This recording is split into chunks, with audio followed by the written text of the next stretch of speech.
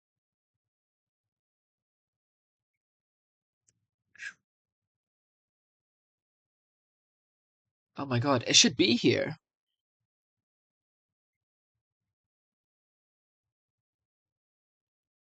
I swear, look, okay, so for the video I'm looking for, this guy has his friend come over, and he shows him his Obsidian vault, and it is just like the graph is insane. He has so many notes, and I believe he uses the kettle, whatever it's called, the kettle Stalin thing, um, and I just want to see it because like that's like one of the few examples I've actually seen, and the rest is just talk. Like, please. Okay, now, oh my god, bro. I'm like a month back now, at least.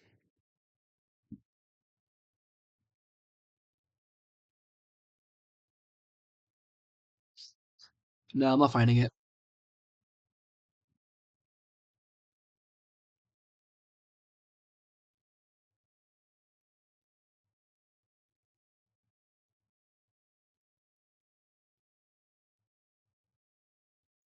Not a single video from this guy's channel.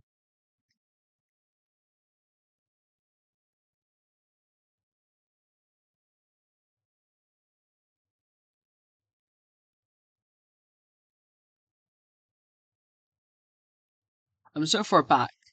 I'm like finding the time when I first started learning Vim motions. Like that's how far back I am right now. Which was actually only like a month ago. That's crazy. I mean, I've not been using Vim for a long time. Um,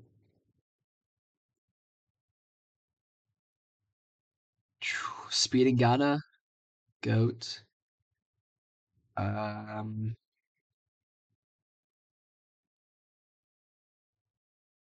do I just give up here?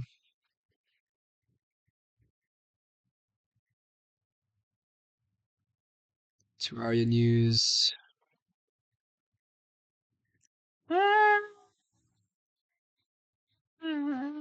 Terrible developer portfolio. Did I might have saved his portfolio as inspiration, but it's unlikely. It is very unlikely. Yeah, no.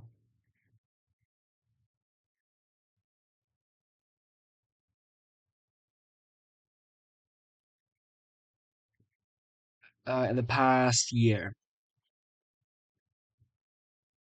It got a lot of views too, I think. So I don't know why it isn't showing up.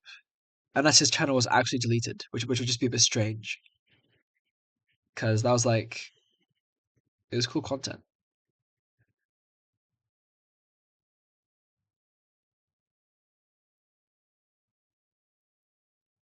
Uh, okay. Screw it. Screw it. Let's just watch the videos that I have already. That I have with Zettelkasten is actually not a problem I have with Zettelkasten as a system. The problem that I have is that Zettelkasten is only effective when your ability to process and prioritize the relationships is done correctly. It's very dependent on your deep processing ability. So if you have someone that is only used to lower order learning and lower order thinking, and they're creating low quality relationships and connections, then the network that they create using the Zettelkasten method will also be low quality.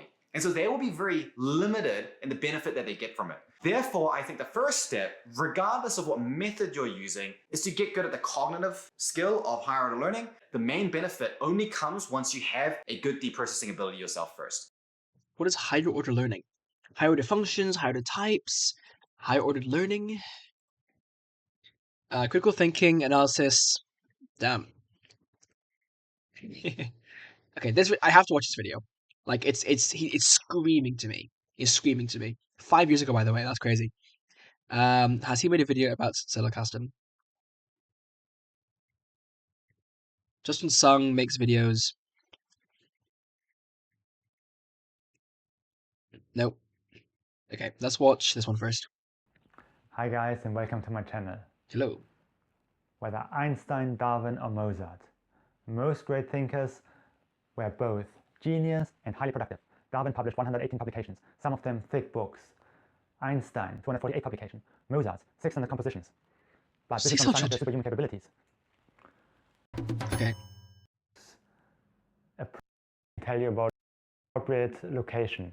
With sub, he would slowly add to the topics, he would transform them, Okay. he would get... Okay, now I need examples. If you want to make notes that last a lifetime, notes that help you think, and even create... Let me just get dislikes back. Dislikes for YouTube. Yes.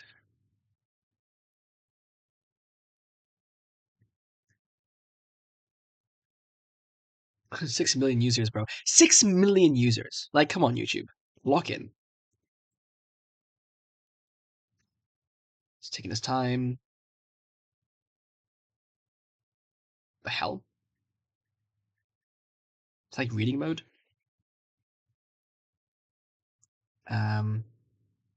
Okay, it's on. Reload. Yeah. If you want to make notes that last a lifetime, notes that help you think, and even create content, then this video is for you. Because most people just take notes. They passively copy or highlight whatever they find interesting and call it a day. But when you make smart notes, you're creating something. It's no longer someone else's thoughts, it's your own. And as you make more and more smart notes, your system becomes exponentially more useful, to the point that it becomes an idea generation machine. This is what makes smart notes... Sorry, someone just replied to me. KojoBailey, I prefer links because it makes it easier for me to create structure notes when I decide a particular topic is getting big or comprehensive enough to need one. Structure notes. Plus, I'm not a fan of how Obsidian handles tags. I only use them for status and context type. I add ghost links to any notes I feel relevant to any topic. Okay. Oh, I actually, yeah, I saw this example. Okay, so here's someone's example here. I know my camera's already not going to capture it well, but whatever, let's try. We did ass. That line on my camera is actually messed up. What the hell? Why is there a line on my camera? Stop it. Stop it. Stop it. Okay. Okay, can I like do this maybe? Will that make it better focus? What the Hello? It's like unable to focus. Like, is it even focused on my face? Okay, well, never mind then. Prepping raw fiber from sheep. What? But this guy's like a hierarchy. Of notes. Oh my god, this is so strange.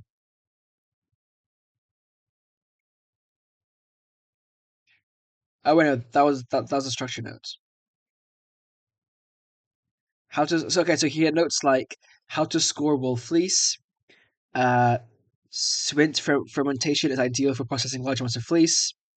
Yeah, like declarative statements. Okay. Oh, oh my god, I'm actually so. I'm actually so. I'm actually done. I'm actually done. Okay.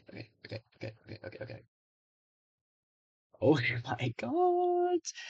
Please, camera, chillax. Why is this green line on my screen? I don't know, bro. I don't know. 4 hour stream, by the way. This is crazy. And by stream, I mean offline recording, because I'm not streaming. All of this in the pursuit of good note taking. Okay.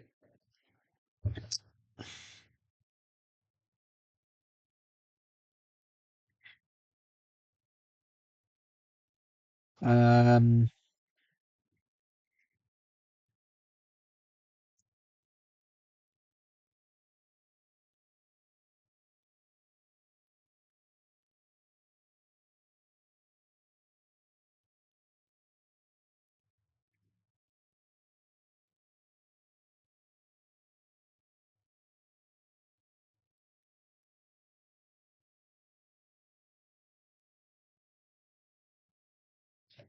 Okay, this guy's hierarchy. Oh, okay, so those are the table of contents for the nodes. That's okay.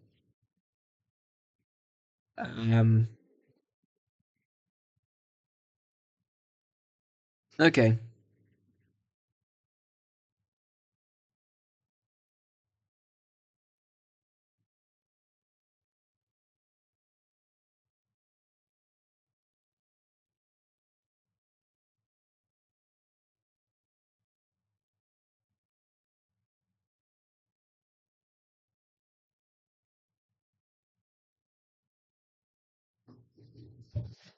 Yeah, so I asked them, so when they made, before they, so okay, what they've said is that they, well, I assume they linked to a category, whatever, oh my god, bro, to a category, and then they later, how did these get so tangled? Chaos theory. And they later, when they saw that there were multiple different notes linking to the same node, but like a ghost node, then they would click on that thing to create it. And that would become their MOC, or their structured node, whatever. But my question is then, like, how do you know what to name it in the first place, right? Like this one's called spinning, like spinning wool, I guess. Like I'm not entirely sure. Um, because like clearly I need to also be doing that in the first place. Um, like declaring categories.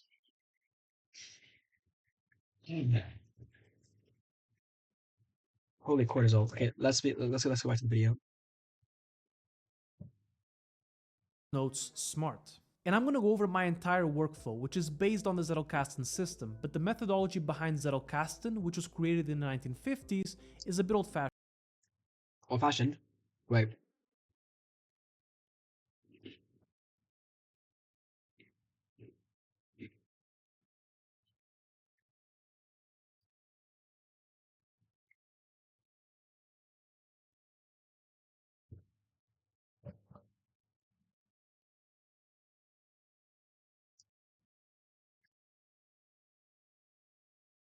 Okay.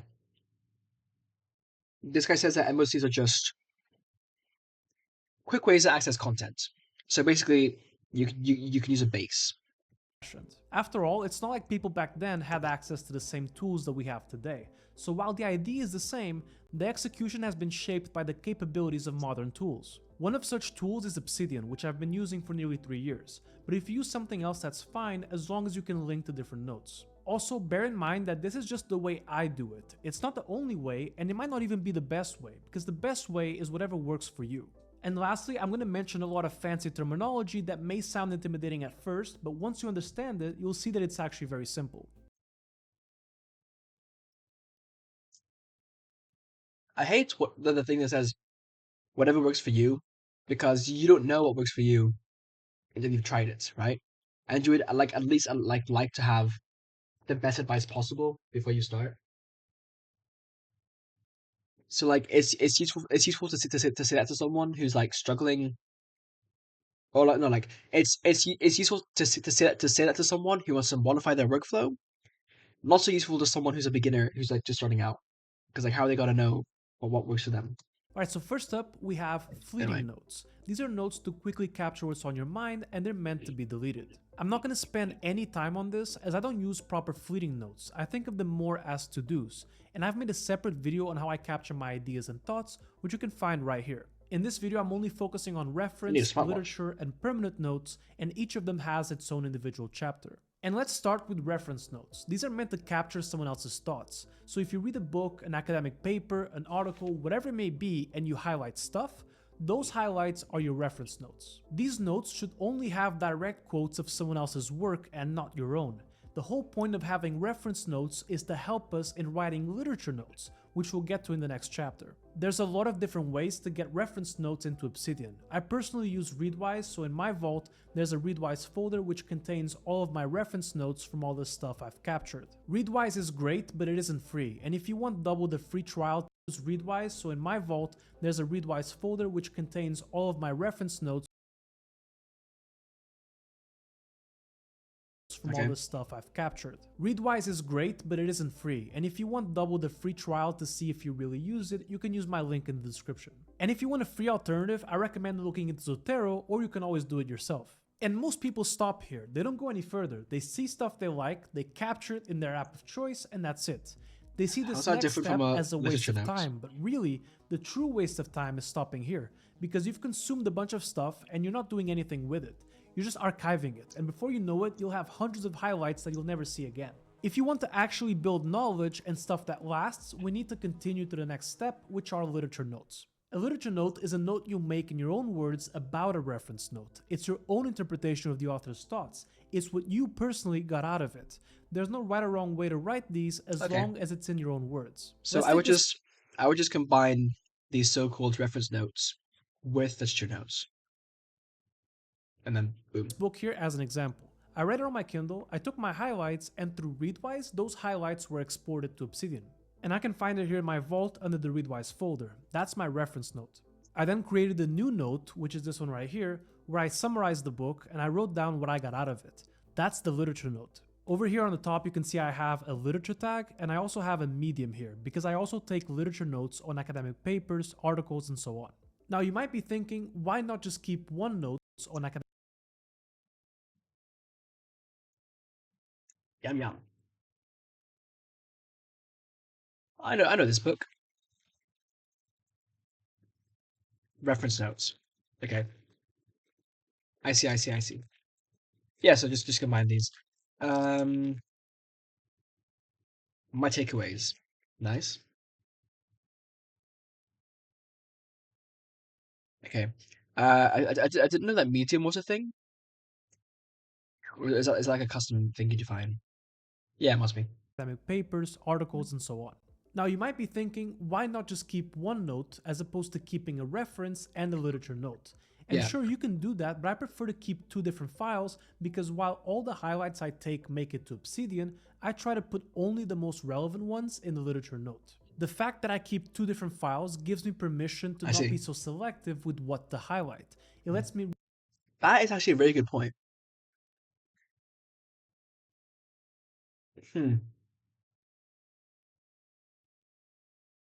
Okay. Read more freely and really focus on the text itself instead of spending time thinking like, should this really be highlighted, or maybe I should have highlighted that. And Obsidian makes it really easy to simply link the exact location of a highlight. So in here, you see that I'm linking to not only this note, but this exact highlight. So if I go on it, it's going to take me right there. And when I'm writing the literature note, I normally open up the reference note on one side and the literature note I want to write on the other. The simple act of summarizing a book and writing down what you got out of it may seem pointless and even a waste of time, but in my opinion, not doing it is what is a true waste of time. Taking notes, highlighting, etc. takes no thinking at all. It's the act of summarizing and writing what you got out of it that really makes you think about what you read. And simply having the predefined headers of summary and my takeaways forces me to think because I can't just leave them empty. And then down here, I have a list of all the chapters in the book. And as you can see, the majority were left empty. But that doesn't mean that they were a waste of time or that I got nothing out of it. In fact, I even took highlights on those chapters, but I'm extremely selective on what goes in the literature note. So these literature notes are a bit more extensive. Like it's not one idea per page.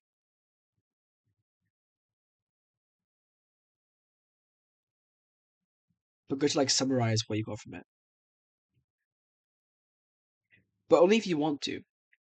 I see. So okay. So the goal isn't to summarize the entire work.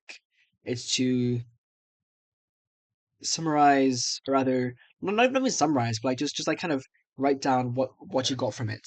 If there's something that particularly stood out. Okay. Good video so far. Another reply. My Zettel template has a space at the top where I add topics. Before bases, I use tags with data view. Okay, so now they use bases. Left is my new template. Right is the old way. Okay.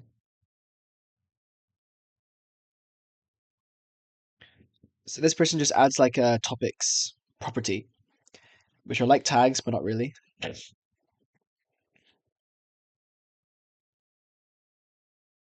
Okay.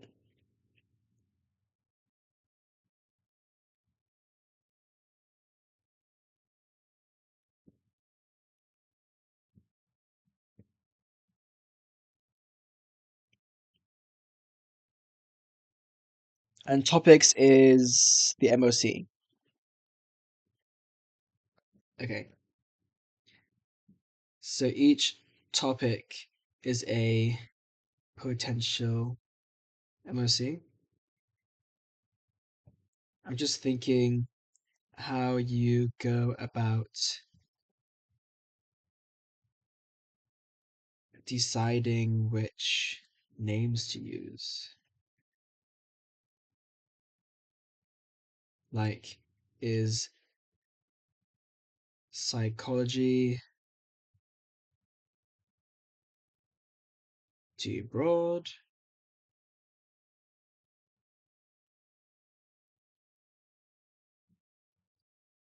This goes back to what I said earlier about the benefits of separating a reference and a literature note.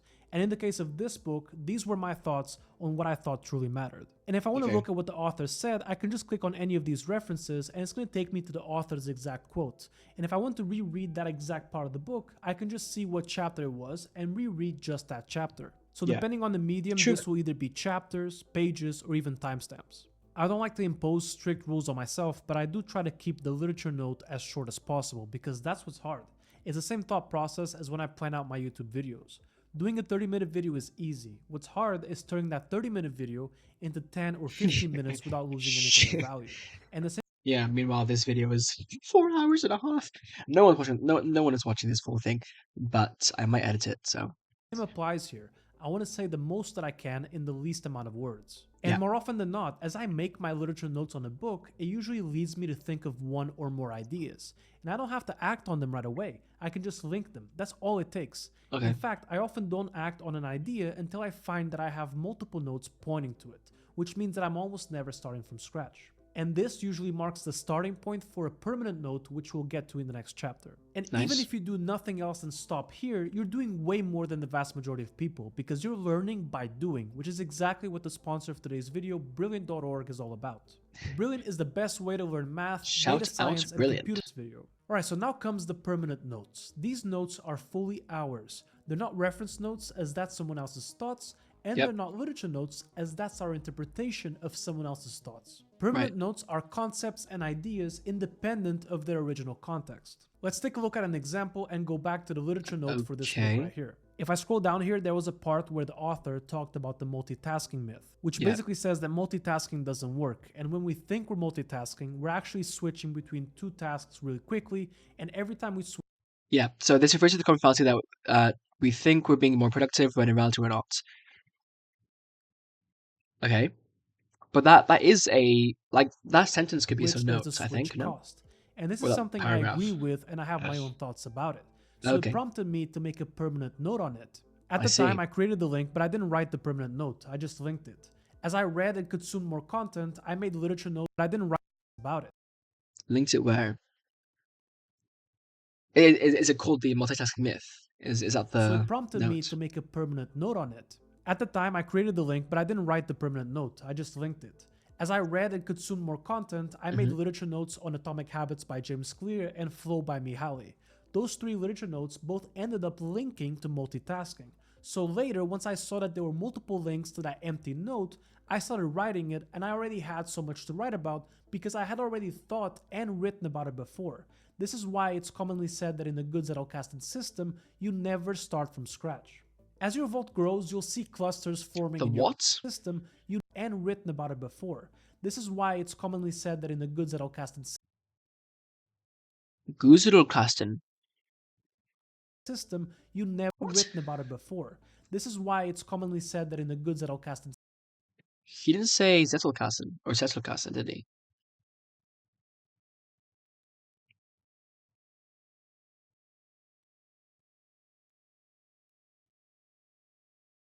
What's that other system? Okay, whatever. System, you never start from scratch.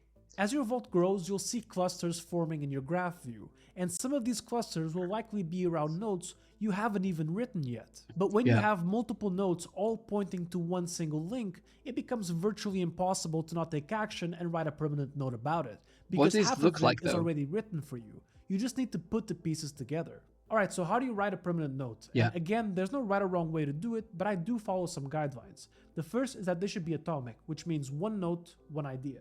Okay. Secondly, they should be as short and concise as Short and concise, but you see, he said he has a lot to write about, so I'm really I curious make how it so that that I don't have to scroll short. down to see the full note, because generally speaking, ends up if I being need short. to scroll to see the full note, I'm either not being clear enough or I'm covering more than one idea. And lastly, it should be easy to understand by anyone. Even if it pulls information from 2 or 3 different literature notes, someone with just basic knowledge of the topic at hand should be able to understand it. As Sonka said in the book, permanent notes are directed towards an audience The Feynman ignorant of the technique. thoughts behind the text and unaware of the original context, only equipped with a general knowledge of the field. It's a Lastly, nice I do my best to have at least one link in each quote. permanent note. This, of course, isn't possible when you're just starting, but it's something to keep in mind as your vault grows, because that's what adds real value to our system. It's what turns it into a content creation machine. Alright, so is there more to this? Is this the end goal? And for me, at this point in time, Wait, show me an example. it ends here. Show me But an for a lot example, of people, please. it doesn't, because there's one Please final show me an step in the example, process, bro. and that is to write published work. That's when you take the content Bro, why did you show an example of everything but the fucking atomic note? Oh my god, bro. from multiple permanent notes to write published work, whether that's an academic paper, a book, etc. The same permanent note can and likely will help in creating several different published pieces. But for now, my journey ends here. So the last question that is probably on your mind right now is why bother with any of this if you don't want to have published work? And there's so many benefits to doing this. You're I know. Okay. Crap. Did he give any examples? No.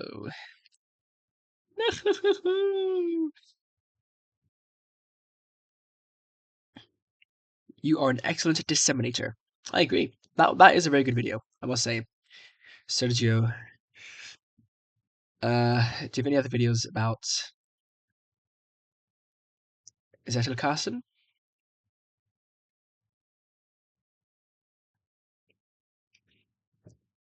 Zettelkasten. How I use master content. Wait, this is great.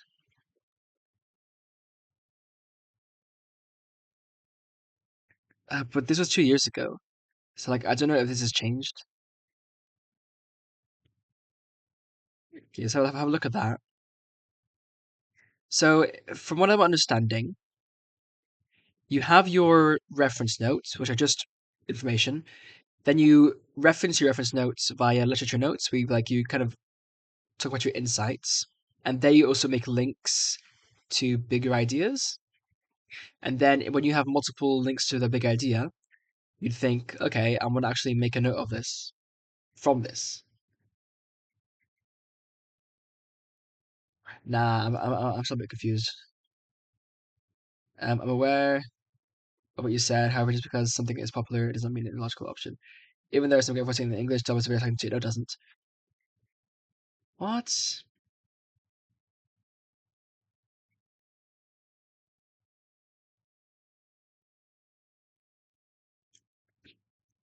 I didn't say. I didn't say. Okay, this is so unrelated.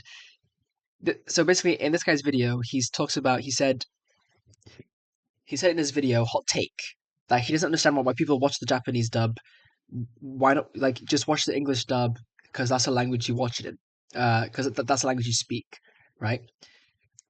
But I said that JoJo's Japanese voice acting is iconic and far better than the English dub. I didn't say it was popular. I said iconic. Iconic means it is like historic. It's like there's popular and there's iconic. Popular is it's popular, everyone likes it. Iconic is like it defines voice acting. Like the best of the best. Like not popular, the best. Like really some of the best voice acting in all of anime. Yeah, some great voice acting in the English dub. Boo. Doesn't compare. Does not compare. Right. Okay, this guy does actually make a lot of Obsidian videos. I'm going to look at the MOCs and tags because I really need to know how to use these properly. But yeah, great video. I want to come back to this to make some reference notes to begin with. But I really wish you showed an example of a permanent note. Like I just need one picture, honestly, just one picture so that my brain can use its pattern seeking capabilities to extract the pattern. God. Any replies to this?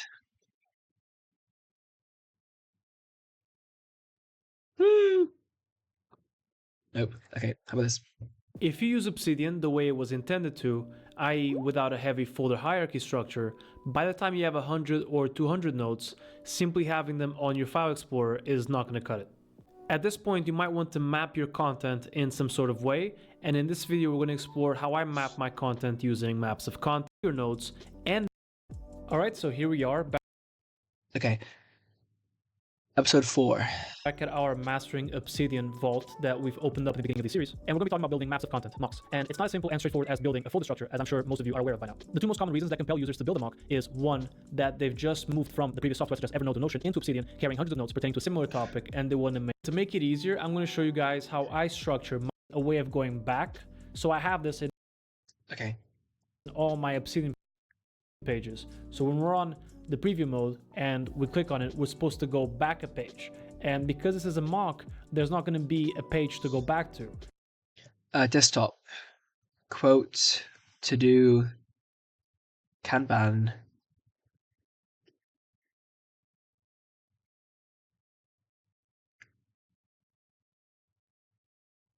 Okay, this is very different. And in fact, all my mocks have more about this plugin. I remember not actively being. It's not Kessel whatever. If you use Obsidian the way it was intended to, i.e. without a heavy folder. Whether you use tags or not, this video's goal is that your vault by using Obsidian, you don't need, and if you don't know what you're interested in, again, up to learning. So Okay, no. Okay, this was useful. Please let this video have an example. Just give me one example. Another video. A In good this example. video, I'm going to be showing how to apply the Zettelkasten method in Obsidian. In my previous video, I covered an overview of the different Don't components organize your of the Zettelkasten. Zettelkasten, where you've got the fleeting notes, 1 year ago. the literature notes, the permanent notes, how you use Zettelkasten. Okay, so what? In my previous video, I Pause. covered an overview. Okay, so we've seen this concept. So you got fleeting notes, which turn into literature notes, which turn into permanent notes. The other guy went from reference notes to literature notes to permanent notes. But fleeting notes include like quotes, ideas, tweets, thoughts, and book highlights. Okay, I like the idea of having reference notes just because then I have like separate things I can reference, right? And then like yeah, I can like separate my thoughts. The only issue then is like if I have reference notes that I don't write anything about, it's a bit dead. I think it's fine because I really I just need some kind of way to refer to a body of work, like a uniform way to do that. So having like giving each body of work its own Obsidian notes would be useful, and then that could like link to the thing, include a formal citation maybe if I link with like Zotero, and then also have like the excerpts I care about. So that I can do that.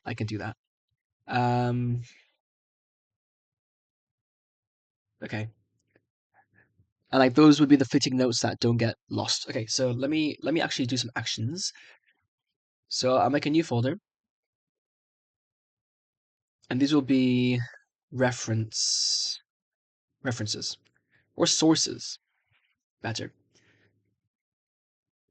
And yeah, so we'll have our atoms, our sources, and our literature notes. So sources, what's the proper word for literature notes? Analysis? Literature notes, they're a summary of your understanding, your own thoughts and book highlights. Right? Like analysis. Whatever. We're just called literature notes. So literature notes.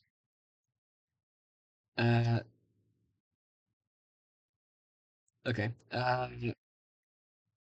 Claude, why are they called literature notes in Zettelkasten?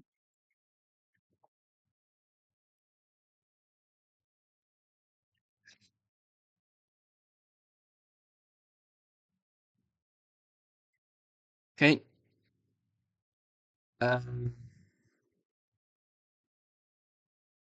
Any better names that are more general?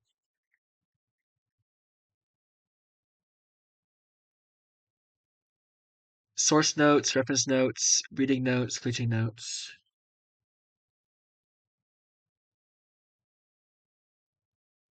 Yeah? No, yeah, fleeting notes are temporary. Source notes are permanent. And literature notes should be like about the literature. Okay, I already have reference / source notes as separate from literature notes.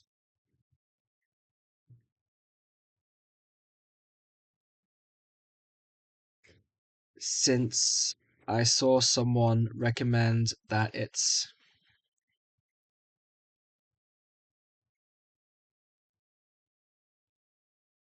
better for, yeah, whatever, from literature notes for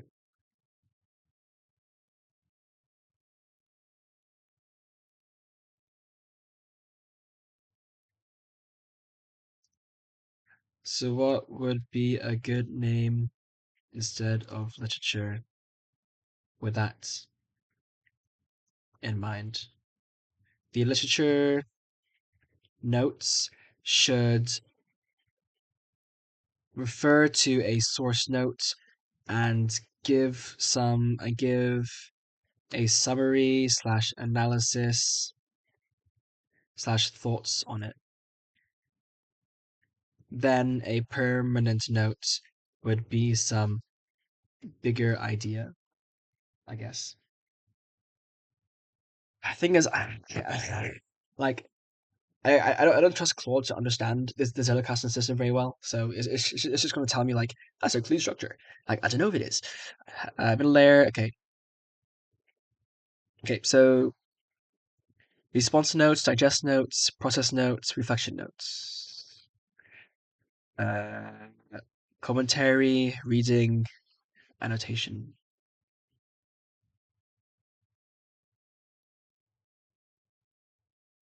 Commentary. I like commentary. Thank you. Thank you, Claude. So we got literature notes. Nope, we got commentary notes. So we got source notes. Yeah, so source, atoms, sources, and commentaries. So those are our three so far. And then permanent, which are our atoms. Yeah. The different components of the Zettelkasten, where you've got the fleeting notes, the literature notes, the permanent notes, how you link those together. So Notes about brain stress triggers, notes about imposter syndrome. You can use it equals to create new ideas, new thoughts, new connections, and ask questions against your slipbox. In this video, I'm going to show how to assemble that using Obsidian. So here I have that we will ask questions against. Fleeting notes, literature notes, permanent notes. I have my inbox, source notes, and commentary notes, and then atoms. So that we can gain better understanding, whether that's if we're creating a blog post and we want to pose a new insight or a new question, we will use our permanent notes as a source of information for that. I have a good feeling about this video. We're going to go into the settings and enable the templates core plugin. Okay, this is the previous video. Okay. So this plugin here. Okay, so before that, let's watch this video. Hello and welcome back to another video. In this video, I'm 4.5 going to be hours. talking about the Zettelkasten note-taking method. And if you're new to it and you're not familiar with what it is, this video is the one concepts. So the idea is that you have three types of notes. You have Shadow, what app is this? Is this Figma? A fleeting note, a literature note, and permanent note. So fleeting note, these are your ideas that you've got videos, podcasts, anything like that. But a literature note is your represented understanding of that concept. So, for example, if I've read a passage, I've highlighted it. Now I want to write it in my own words, what it means to me, my understanding. And I want to keep that quite concise, just for that one thing, not a massive document of all the things from a book. You want to break it down into each part. And essentially, it's a summary of your understanding. And it also can come from like your own thoughts from a book. Quite often, I'll read something, I'll highlight it, but it's actually sparked a completely different thought in my mind. I will capture that in the Kindle app, and that would then become a literature note, which doesn't have to be related to the book. It could be anything, because as we put it into the permanent notes, that's when it finds its natural home. So then we can use these fleeting notes and literature notes as the source of our permanent notes. A permanent note is a single idea on one note. We refer to it as a card because it used to be index cards prior to like, the digitization of note taking. So one single idea on a note. It's got to be easy to understand in isolation, which means I can take any note, read it, and comprehend what it means. So that in 6 months, 12 months, 10 years, I can read that same note and recall the understanding. Yeah. Can be understood in isolation. That's just better wording. Don't mind me. That note portrays. And that is really important. I'm not burying it in massive documents. I'm not paraphrasing. I'm not just copy and pasting lots of text from a book or an article and just collecting those. That's archiving for another purpose, right? This is my understanding in my words, and it's easy to understand.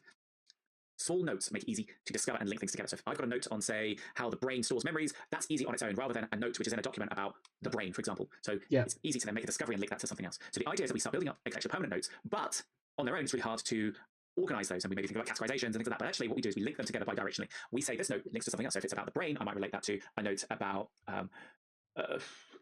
Think of an example. If I can do crocodile this. brain. I might link it to mindset. I might link it to all different kinds of things. Yeah. That are relevant to my understanding. So an example here would be if I've got a note about, say, brain stress triggers. So that your brain can get triggered from an external source. The croc brain kicks in, or the monkey brain kicks in, and it consults your memories of how you should feel before your human part of the brain has kicked in. I might have a note encapsulating that concept. I then might have another note that talks about imposter syndrome, where someone gets anxious in a workplace environment, for example, feeling that they are worthy of being there and that they're an imposter and they haven't earned the credentials and all of that. Those two notes on their own are fine. You can understand them in their own context. But now imagine you bring them together. You can create a new insight. Here's a brain that has an external trigger that causes your croc or monkey part of the brain to feel anxious because it's an emotionally driven thing, regardless of any logic here. And then you have imposter syndrome, where you're in a place where you have triggers. Maybe it's a coworker, maybe it's an environmental trigger that causes your croc brain to go and consult how you should feel. You start feeling anxious, thus kicking in the imposter syndrome feeling. Bring those two together in your note taking, and you can create a new insight. So, for example, I can create a new note, put that in my permanent store, link it to the brain stress triggers, link it to the imposter syndrome. There's a new note that's saying that the insight could be that imposter syndrome. So this one links to them. So like, okay. It's like the plus is a bit misleading. It's more like these two. This derives from these two. So this would like point to these two, like links wise. Could be caused by environmental triggers that cause the croc brain to have a stored memory of feeling insecure and anxious, and thus you have a physical response to feeling like that, which we call imposter syndrome. That could be the insight there, right? So we take that, we put that in our slip box, and now that we have a new insight that is completely original to our own thinking because we've spotted the gap, we've linked them together, we can then use that in our writing. So we could go create a blog post on that, we could go create a YouTube video on that. So if you want to blog about things, you want to create content about things, the great thing about the Zettelkasten is I have these two things I put together, I've got an insight, I now have a topic to talk about. And what you can also use it for is you can... Man, if everyone did this, we'd have like crazy connections. Ask questions to your slip box. So, for example, in this case, I could have across said, fields. Does imposter syndrome have a link to brain stress triggers? That would be a question. I can then pull the notes relating to those things and start correlating. Does that marry up with this? If so, let's create an insight note here. And eventually you can either find that you prove that it doesn't, you can prove that it might, or you can show that you've got gaps and that you actually need to do some more research. And the good thing about this, if you start answering these questions, you start coming up with these insights, you're not definitively saying these things are true or false. You're saying these are the insights. It could do with more research. In some cases, it can just help people in their understanding of a situation that gives them, the confidence to overcome something. And if you're in the scientific field, then obviously, which is part of my why, I want to create more content around the insights that I find. Okay. I thought I might talk a little bit more about categories, but that's okay. So let's see this video now.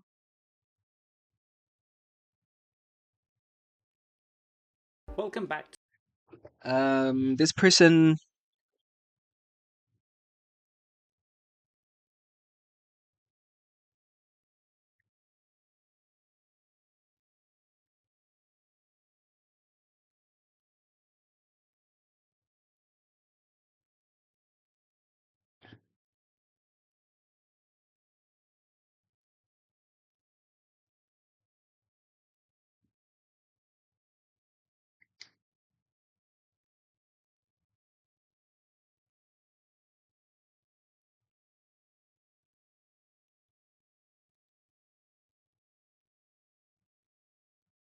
Okay.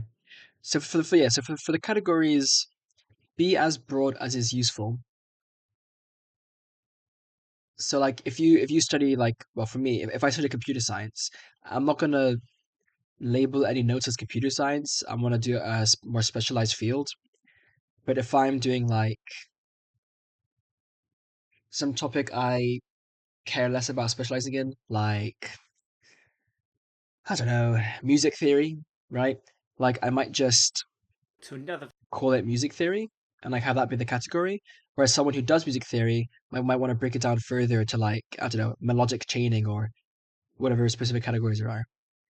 And then, as this character pointed out, you can rename your notes, right? If for your MOC, you can rename it if you want it to be more specific, and that's fine. So, okay. video. In this video, I'm going to be showing how to apply the Zettelkasten method in Obsidian. In my previous video, I covered an overview of the different components of the Zettelkasten, where you've got the, for example, we have permanently enable the templates core basis for all our note types. So we created it, and we'll add a section called references and start a bullet point list, which we can then fill out, and we'll put some space where our note details will go. So with that saved, it's now called note template. When we create a new note, we can use that template to insert that, and it will fill out the title, the date, and the time based on the file name of the note that we've just created. I'm just going to create one second template called map of content, or MOC for short.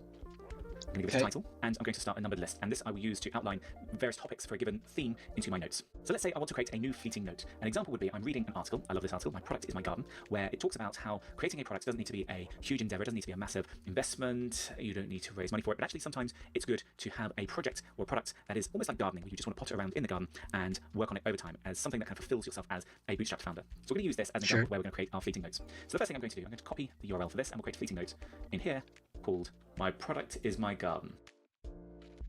And I'm going to insert the template called note template. Now we've filled in the details that we created here, and I'm going to create a reference here, just put the link in so I know where it came from. And this is where I would now read the article and just create very quick kind of snippets out of it. I would highlight things, and we'll do that very quickly, and then we'll take that through into literature notes. Okay, what I've done here is I've just captured some highlights from these are footing notes, itself. okay. So next we want to create the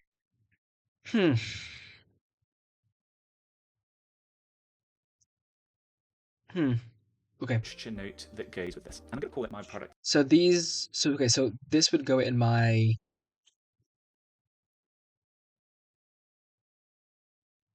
This would probably go straight into my literature notes.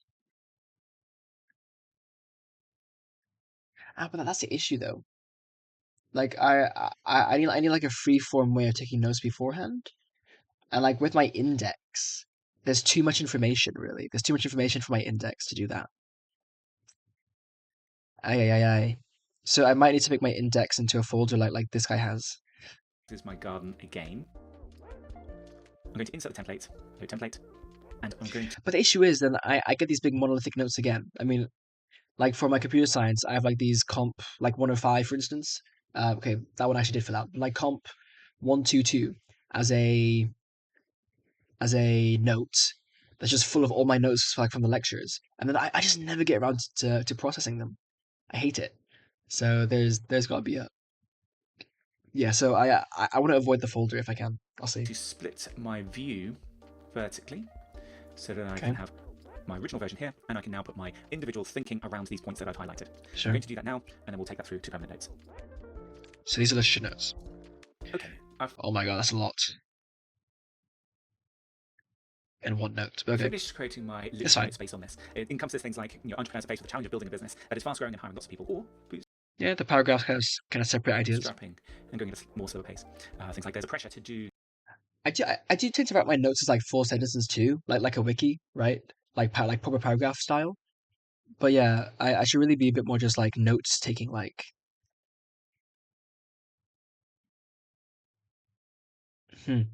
Things fast and to break things, but is that always the right approach? So it's posing a question now about challenging the status quo. Taking the My Product is My Garden approach actually gives you permission to think more slowly about the creation of your startup. So that's their own question, I'm guessing. We cover things like doing it in small parts over time and enjoying the process. We also cover things like doing the research, exploring information, or update now in my permanent notes. The first one I'm going to do is what is bootstrapping? One thing I want to do next is to be able to just create these notes directly by either control or command clicking. But before I do that, because this is a new vault in Obsidian, I need to go to the settings. I need to go to files and links. And I want to change the default location for new notes. At the moment it's the vault folder, but I want to do the same folder as the current file. So that means if I'm creating links, whether I'm in my literature notes, my fleeting notes, or my permanent notes, I'll be creating sibling links in the same folder. So with this now selected, I can command or control click and create that note. So I've got what is bootstrapping, I can then go insert template, note template, and now I've got this one ready to fill out. On the left hand side here, I'm just going to switch to my literature note so that I know what I'm referencing. And now I'm going to use my literature note as a reference and start completing information about the various things in my permanent notes. Here, I will have something. Okay. This is not Zettelkasten. So from my understanding of what a good Zettelkasten is, this note would be titled "Bootstrapping is where you create a startup business without taking external funding," and then you would elaborate on that. So that's your note title. Like, what is bootstrapping? And then I'll create another note. What are the benefits of bootstrapping? I'm going to use something in my article here to add to what I would have as a collection of benefits. What? We're creating a reference before we've created the reference? What? Because I'm going to be using it as a source, I'm going to add it as my references. So I'm going to use the double brackets, and I'm going to use my product is my garden literature note. So now I've got traceability of where this idea came from back to my original note here. And in fact, I'm also going to add a reference here to the fleeting note, my product is my garden. So I've now got full traceability of where those ideas came from. Okay, so now I have this note here, and I got to this note by linking reference to this literature note. So it highlights from who can be. Often founders will where you need to create more insight, more understanding, bring in more articles and research and books into your fleeting notes and literature notes, and start building up your permanent notes over time. Interesting. Okay, I'm just so glad he showed actual examples. Like the first YouTuber actually showed some good examples. Oh my Together. God. Within Okay. Obsidian, we can now see an open graph view of what we've created. This is a great way for us to see how different topics relate to other topics and where we may have gaps, or we may have thinking about what you can do with this knowledge now that you've got it. So let's create a new folder, and we'll call this projects. Okay. Within the projects, we may want to create a blog post that we want to publish, or it could be the script for a YouTube video, and we want to use our permanent notes as a source of inspiration, so that when we start writing, we're not doing it completely from scratch. So in this case, I might want to create a new blog post, and I'm going to call this Bootstrapping a Startup. And here, I would start outlining the various parts of the blog post that I want. So thinking about this, I would say, what does it mean to bootstrap? Who can bootstrap a startup? The benefits, the joy. This is a top-down approach, though. The whole point of Zettelkasten is to go bottom-up. That's unfortunate, because I mean, I want to see how bottom-up works, like creating a blog post from the notes as opposed to having them fit your thingy. Any tips and a conclusion. This will be a rough outline of how we want to structure things. Okay. And with the Zettelkasten Slipbox, you can, and types of people who probably wouldn't create a, it would be. Yeah, so this video is a bit not quite correct, but this is useful. This is useful. Like seeing how this guy's done it, but with room for improvement is giving me an idea now. So okay. Okay, I feel good now. I feel good. So I'm going to have my let's do this. I need to just get all of these away. Reminders. Blog ideas? Do I keep this? Blog ideas? No. These should probably be moved into their own types. Like category theory in programming is fake. Should totally be its own note. Things to research.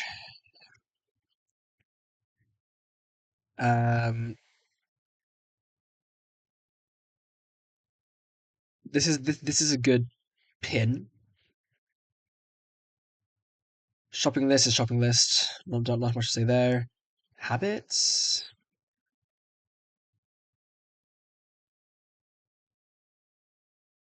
Yeah, I mean this should go in conventions.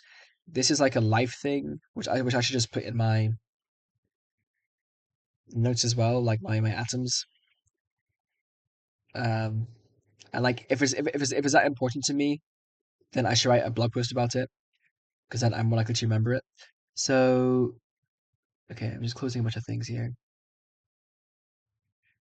Inbox is fine for now. I'm gonna see how far I can go with it before I feel the need to expand it into its own folder. YouTube video ideas.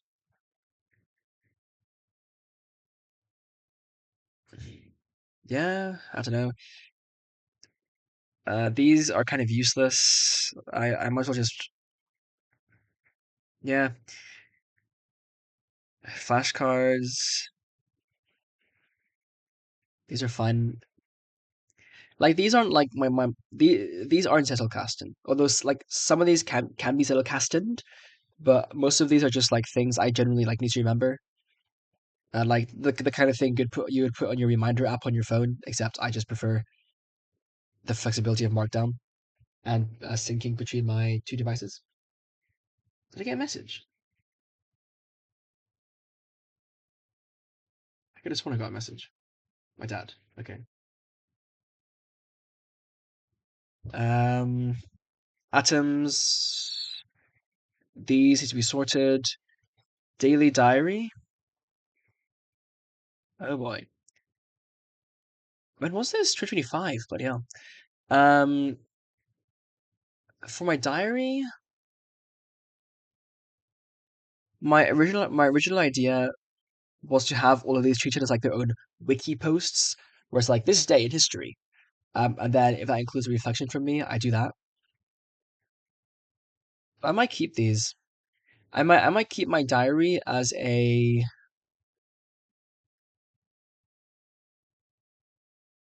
are you serious? I might keep my diary as a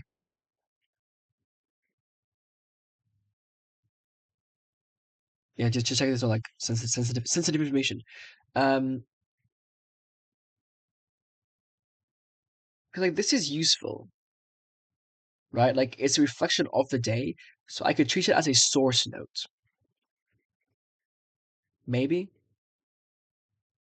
journaling. Yeah, I think I'll treat it as a source note and like prefix it with like diary, like this, or just move the diary as a folder inside. That makes more sense. At 2 a.m., bro. Boy, last night I slept at 7 a.m. So these are rookie 7 a.m., 9 a.m. These are rookie numbers.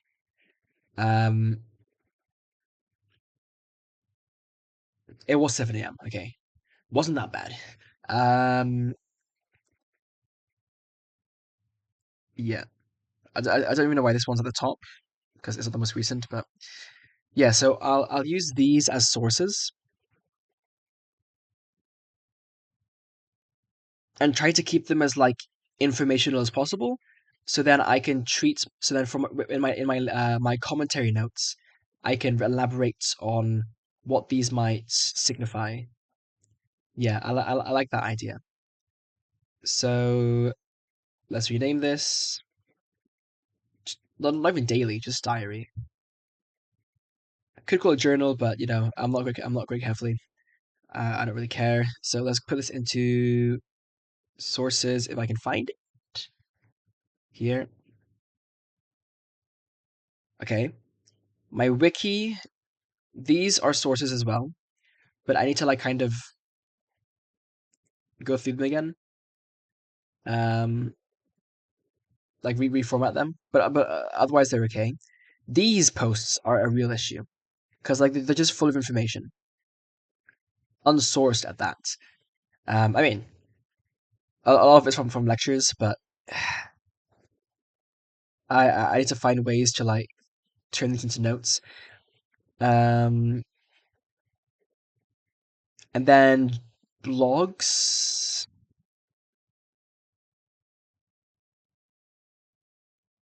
This is my attempt at a more Zettelkasten style, but even this is like too much. So I think what I'll do is, yeah, I can definitely split this into two different ideas or two different atoms. The first one is just the coolness of having this kind of style of comments, and the second one is nested comments, which if I render this properly, you can see that OCaml supports nested comments and C doesn't. Yeah, so I will turn that into two notes, and I have other blogs as well, like full on blogs. Like I have my meaning of life, for instance. That one's like a whole essay. So should be put in as a project. So I'll rename for now. I'll rename this as project.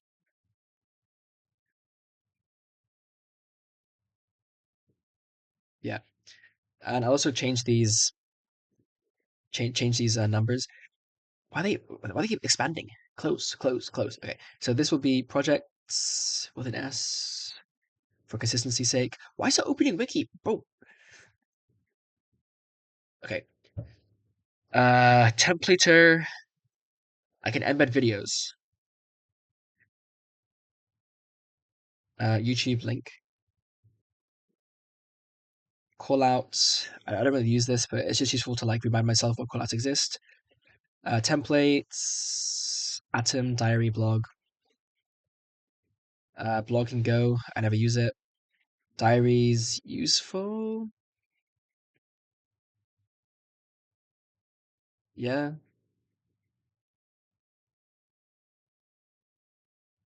I think. Atom. So an atom has a title, type, and tags. I'm not gonna reset the title, but I'll have topics. So let's say my topic is complex number. How's that work?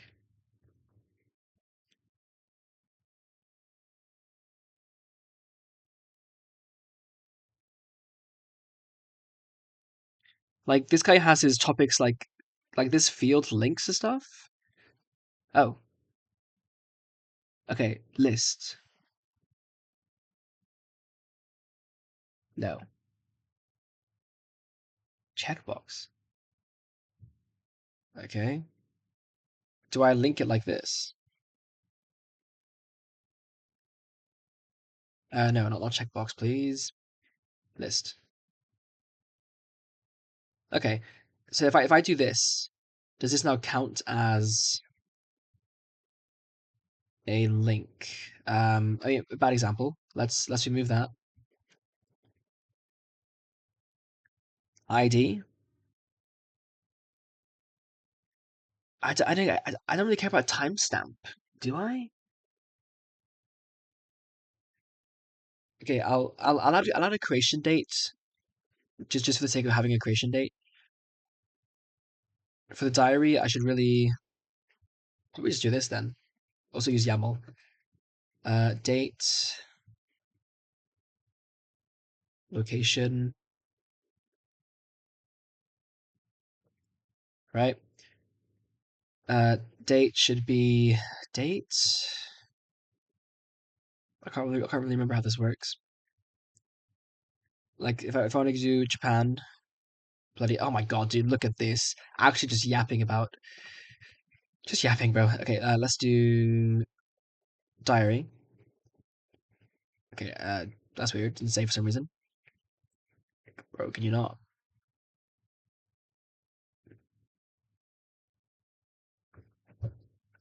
Does it even recognize does it even recognize my templates? Templates, 7 templates, date format, date. Yeah, I do that. Okay. That's fine. Time doesn't matter. So date like this, location, date. That fits. Location, just text. Liverpool, for instance. Actually, by default, because I'm in Liverpool right now. Europe. Ooh, why am I linking though? To be fair, yeah, because I'm not gonna be linking anymore. I can hashtag Liverpool, but why bother? Does content matter? No. City, country, that'll do. Should probably even specify where I am specifically, without doxing myself on camera.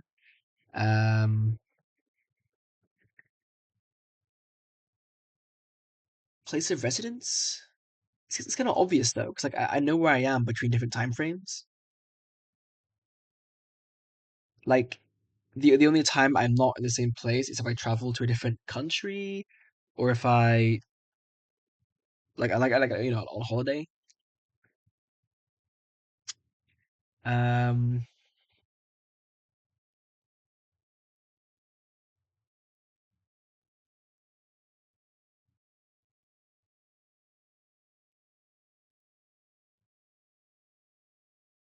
hmm. Yeah, that's fine then. City and country should be fine. And then I can move this. Dear diary, blah blah blah. Okay. So then if I were to create a note from this, let's say I were to actually literally go to my note thing here, my calendar, or this thing. Failed to create daily note. Okay, not found. Let me fix that. Daily notes. Nope. Go to sources / diary. Diary.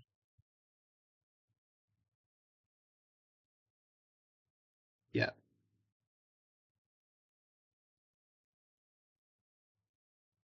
I don't like this actually. It should be British. 20th of March 2026. Or I could do 2026, March 28. Yeah, I prefer that actually.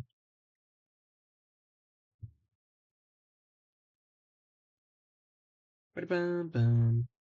Ba-da-bum-bum-bum. Yep.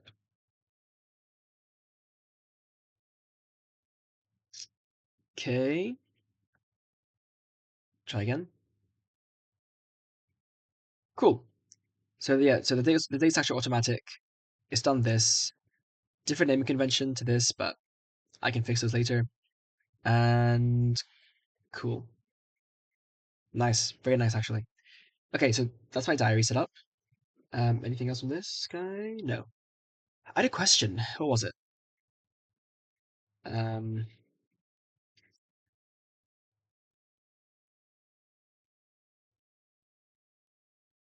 what was it? I had a question.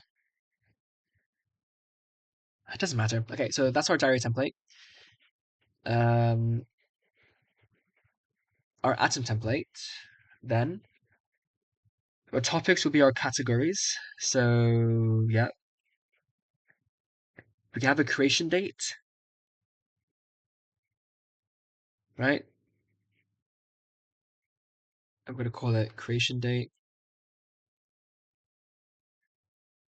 It'll be a date.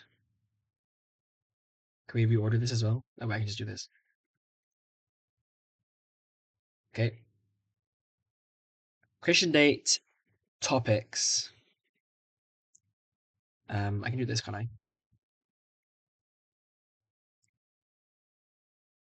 Date and time? Creation then. Conception. Creation. Okay. So if I were to use this right now, like so, atom. Yeah, it doesn't insert it automatically. How do I? Okay, so can I use templates to do something custom? No. Like, how do I make a certain folder always use a certain template? Bookmark.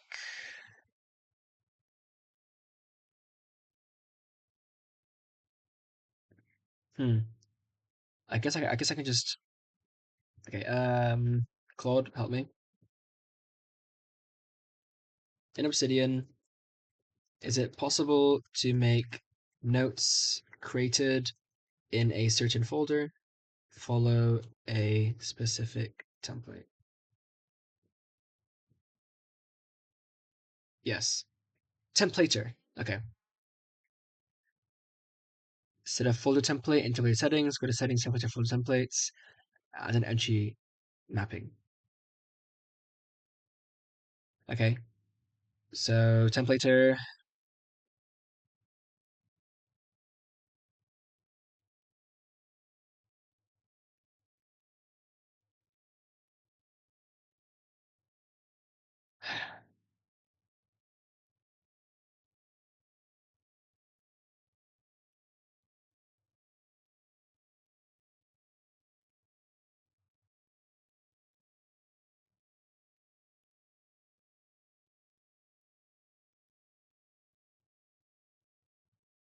Oh, okay. So folder, atoms, template.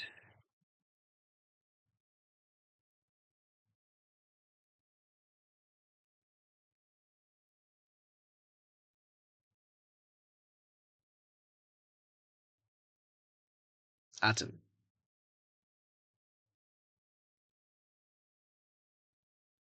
Right? So if I... But why is he opening my wiki? So if I... Yeah, so if I create a new thing here... Nice. Okay. Delete. And...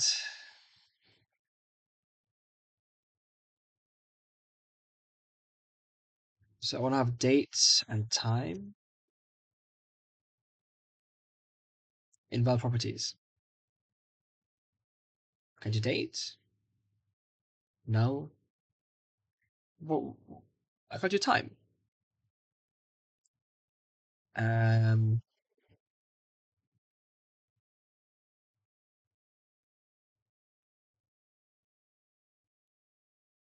tp.date.now. Like what then? Like this.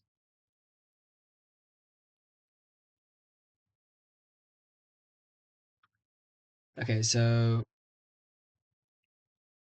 how would I have the date and time auto inserted into top of page YAML, for example?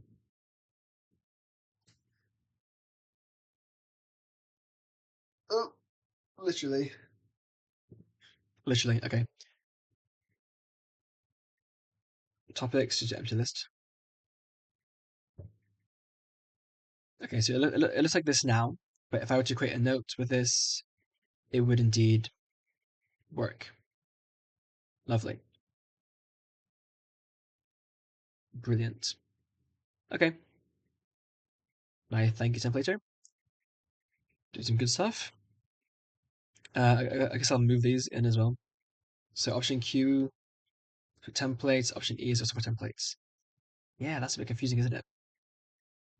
So what happens if I do option Q for diary? By example, make a new note. Check this out. So if I do option Q for atom, I get this. Option Q for callout, it just pastes it, right?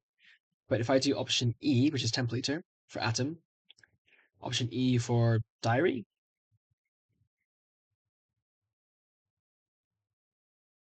okay. Option E for at that's it actually. That's what I use it for. YouTube link failed. Oh, because I don't have anything in my clipboard. Okay. So I'll just delete templater. Okay. Good. Templates are set up. I mean, not really. Tags, remove that. Type. Like what? Type. So we've got topics and then we've got a type. Type is going to be a... Yeah, like hashtag MOC or hashtag... But like they're called atoms. So why would I have an MOC? Like why not make MOC a separate category, you know? Like separate folder.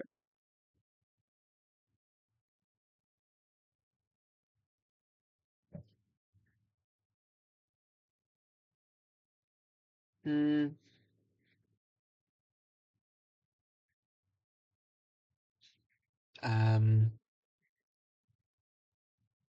Ooh, this is hard. Okay. Let me see what this guy has.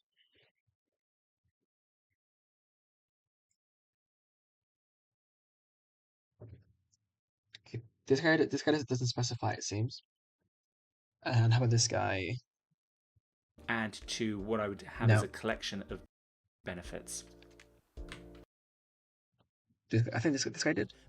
new course called Note on It. At the time, I created the link, but they're not. And if you want a free out over here. Yeah. Tags, literature notes. Do we need that though?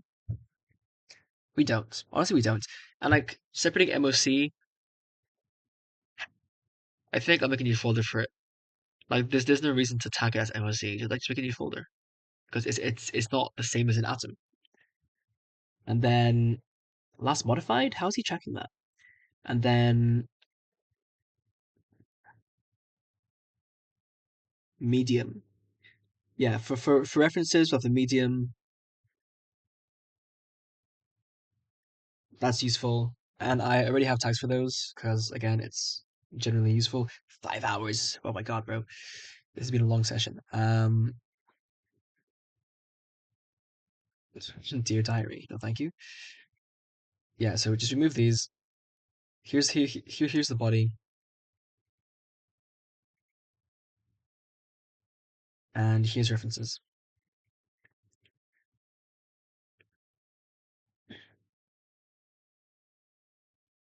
If I choose to use them.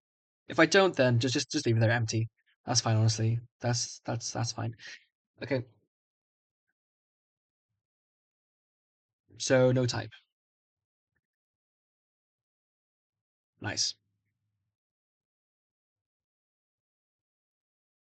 So atom, YouTube link. Okay. So that's out of the way. Now I think I just need to get to work, don't I? Yep.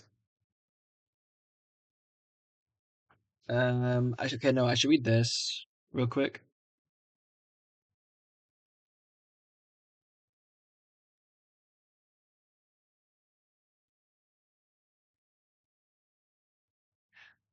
I want to see how to write it. The short notes, they contain a single idea. Why are there no examples, bro? Oh, AI. The fisherman can only see onto the surface of the water.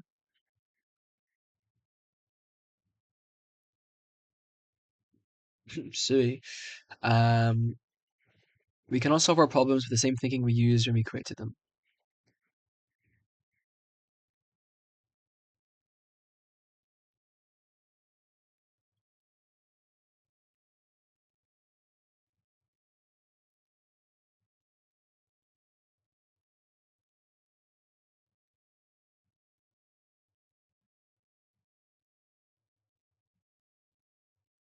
What? Okay, what is atomicity? Okay, unfinished notes. You shouldn't really get unfinished notes.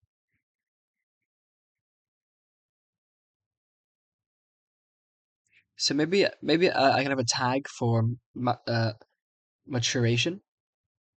Like if a note is fully mature, then I can just say it's fully mature.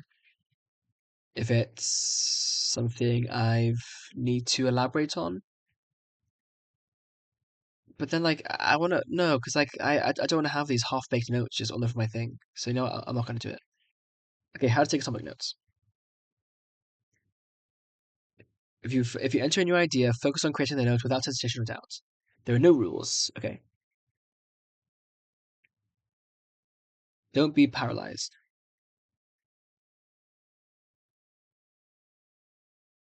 Writer's block. Yeah. Let your thinking flow. Make rough edits. Okay.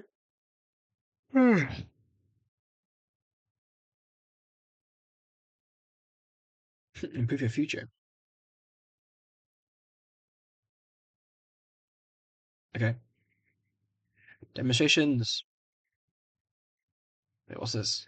S tier. Okay, let's have a look then. Hello friends, this is a video demonstration. So reading, I mean, I think we all know this. Oh my god, it's an actual example. This is on YouTube. Please. How do I open this on YouTube? Okay. Hello, friends. Wait, This there's a YouTube channel. That's crazy. What else? Don't be zealots, be informed. Okay. is a video demonstration of atomic note taking. What you're seeing here is me processing the Definitely German. newsletter of Carl Newport about the reverse Flynn effect. Which is the The video. Flynn effect, if you are not aware of the phenomenon, is the observation that IQ or average IQ rised for a couple of decades, and the reverse Flynn effect is that in 2010 the state important. It's an important and very general Prince requires us to be more accurate with our thinking. skill. It's not about the Zettelkasten method. Okay, It's a quote. already, yes, I will already create a subsection, and you see in the bottom left the information like it is in reading, that I sometimes just don't speak because there's nothing to say, and I don't want to just speak to fill it to an atomic note. This is almost correct. I don't think it's atomic yet, but here you see I will break this off, and here you see it's again back to level 1. So there are 2 subsections now in the node, and I'm going back or I'm breaking down in the near future just in a couple performance, going from level 2 to level 3, because I thought, okay, this is an argument or the core of this node on the left that I formalized the argument to fulfill. So the node. So he starts with a very broad title, but then over time he makes it like a more of a declarative statement. This is actually crazy to watch. Proper. The one-sentence summary helps me to actually understand the idea and now assign often comments. So I'm out, and it's really helpful. Because now, as you see, there are 2 premises, and the second premise has 2 parts, and the overall structure is modus ponens. Now here I create a new node, so you see in the bottom left is the node contains at least 2 ideas, often from like very unrealistic, interesting. Okay, that is quite deep. So I think I'm gonna come back to that later, if I do.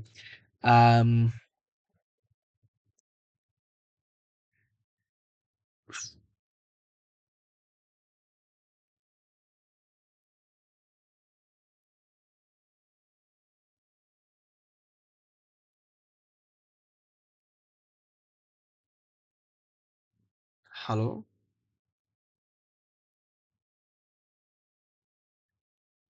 So this is a bomb-ass image.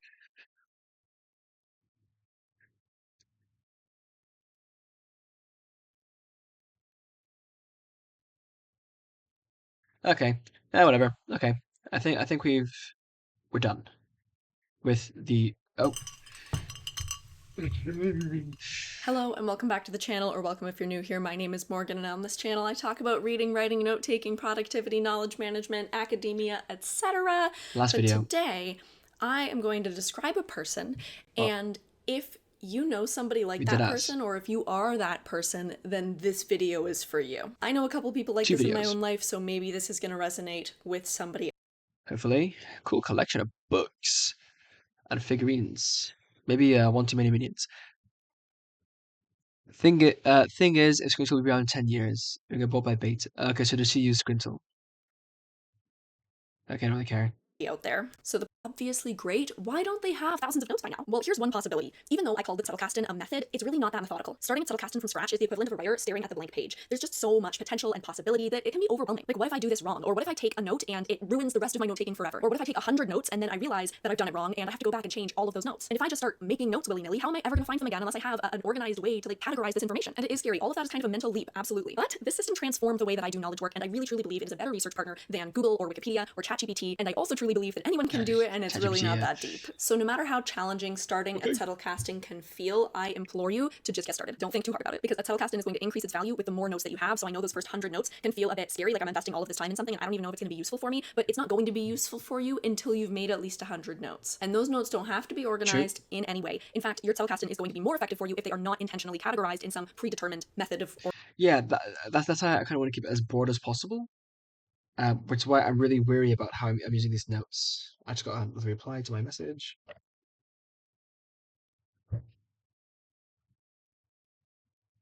Links appear on the graph. Yeah. You get all the power of a file. A tag is just something that gives you quick access to a search for the tag. And tags also appear on the graph. I don't know, man. I'll just okay, I'll just link to these again, like these potential MOC pages, and then when it's time to actually create one, I'll look into it deeper. organization. Yeah. I'm completely serious when I say when you start a Zettelkasten, do not make a plan, make a mess. The only thing I might suggest going make a mess into your Zettelkasten knowing is your note naming convention. In a Zettelkasten, we have source notes, where the information is coming from, and then we have note notes. I really just call these ones notes, so we'll call those note notes. Source notes. Humanities are needed in climate change discussions. Okay. This is an actual Zettel. Oh my god, bro! I'm so like I'm not done. I'm just like really. My brain is deep in this now. This is a real Zettelkasten because it actually has a proper title. And this is the information that you're documenting. Source notes, the way that I name them is the author of the source, the publication date of the source, and the title of the source. This makes it easy for me to like look at it at a glance and know what it is. And the note notes, I just use a descriptive title. So whatever's in the note, I condense that into just maybe 6 to 8 words, and that's the note name. So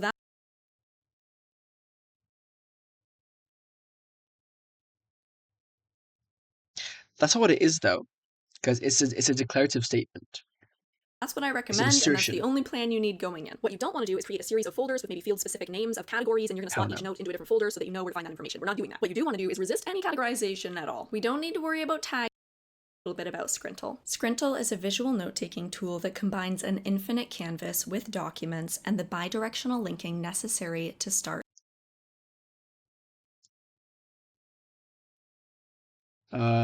Looks interesting. I don't care. A Zettelkasten, Obsidian which is makes free. it an adaptation of time affects our interpretation of. Actually, just got the Scrintl desktop app. Oh my God. It's not actually intentionally organized in any way. It's just that I need these sticky notes. Mine are fat. The fat sticky notes. The square ones. Should I add that to, I'm gonna add that to my shopping list. Milk. Holy moly. I don't even need this anymore, bro. Slit sticky notes. Yeah, okay. So here I've just dropped in some quotes and some ideas from the first 46 pages of this book that I've already read. And this is already slightly better organized than it was before because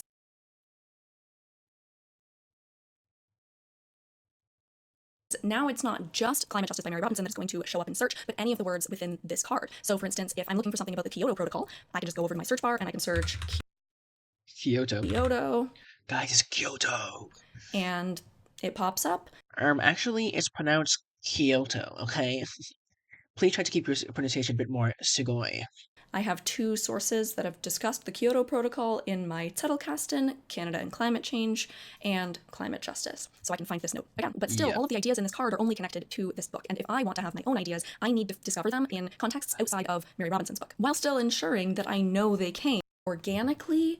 This has linked to this note. Here's another note. This is a quote. Here is a note that I had taken previously for climate change. Actually, that. Cool. Okay. Yeah, okay. Last video. Hi guys, how are you doing? It's Q. One of the most popular questions real. about the Zettelkasten system is what is the difference between the different beep, literature, fleeting, and permanent nodes? Rhyme up his live. Let's start by looking at the broad architecture of a Zettelkasten, and then we'll do a walkthrough after. The 4 different node types can be categorized based on their function. Beep and literature nodes are for reference, Singaporean. and fleeting and permanent nodes are actionable. The reference category is straightforward. Beep nodes carry bibliographic details of whatever material you're perusing. Like, if it's a book, it will usually carry the author, title, and publication year. You can also add a summary or evaluation such as a rating or review for easy reference in the future. Literature notes are key concepts, quotes, or stop collecting lit notes. Data from the material. They usually include citations or review for easy reference in the future. Literature notes are key concepts, quotes, or data from the material.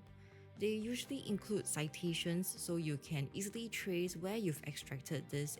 I would just merge those into the source notes, and then have the literature notes, or as I call them, commentary notes, as your analysis. Information from. Or Permanent takeaways. notes are the core of your Zettelkasten. Yep. They are your own thoughts, insights, or questions that you want to pursue. Use a cool emoji, okay. These may come while you are reading or watching a video, or they may just be random shower thoughts. Me as The hell. most important thing about permanent notes is that you see long-term value in them. Yeah. In the sense that they are ideas that you want to deep dive and elaborate on, as well as whether they contribute to existing conversations you have in your Zettelkasten. The difference between literature and permanent notes is that literature notes are lifted and paraphrased from a source for your future reference, so they usually retain the context of where you've extracted them from, whereas permanent notes are your own thoughts, so they are agnostic of any source material. And See, okay, so if I do commentaries on literature notes, no, because the difference is that the literature notes are they are my thoughts, but they're in context of the material, and they are longer, as you saw in that guy's video, right, where he had the chapters. Whereas atomic notes are also my thoughts, but they make sense in isolation, so they're not specific to particular literary work. So the distinction isn't that one is my own thoughts and one isn't. They're both my own thoughts. It's just that atomic notes are atomic, and literature notes are specific to the literature. Yeah. Okay. I mean, obviously she's a different workflow, but that's a system I'm thinking of using here. are what you want to express. Fleeting notes are quick notes that you jot down to be But she's saying to processed stop later. collecting. Think of them as post-its. Not all of them will, especially when we are starting out, are confused about the different types of notes is because we've misinterpreted the intent of a Zettelkasten. Yeah. Okay. So if I were this. Okay. Well, let me hear what she says first, but I can see what she might go for with this. Zettelkasten is not meant to be a Wikipedia of facts, but a Wikipedia of our thoughts. The core of our Zettelkasten is not literature notes, it's our permanent notes. Many of us start out trying to collect every single bit of information that we've come across, but most of the time these are processed into literature notes, which is underutilizing the potential of a Zettelkasten system. One easy way to keep us focused is by referencing Richard Feynman's 12 favorite problems. He says, you have to keep a dozen of your favorite problems constantly present in your mind, although by and large they will lay in a dormant state. Every time you hear or read a new Bro, Richard Feynman was actually the GOAT. I like everything I hear about this guy is just some awesome thing that I absolutely agree with, and people need to take into account more or think about more. I've got to do some more research on Richard Feynman. Do I add this to my things to research?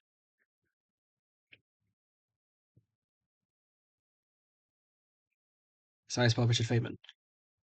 Richard Feynman, yeah. Trick or new result. Test it against each of your 12 problems. Like, do I add this to my inbox? And this is exactly what we want to do with our Zettelkasten. In order for our Zettelkasten to become a conversation partner, we have to deepen our understanding by continuing. Sorry, my inbox is like natural ideas that come to mind.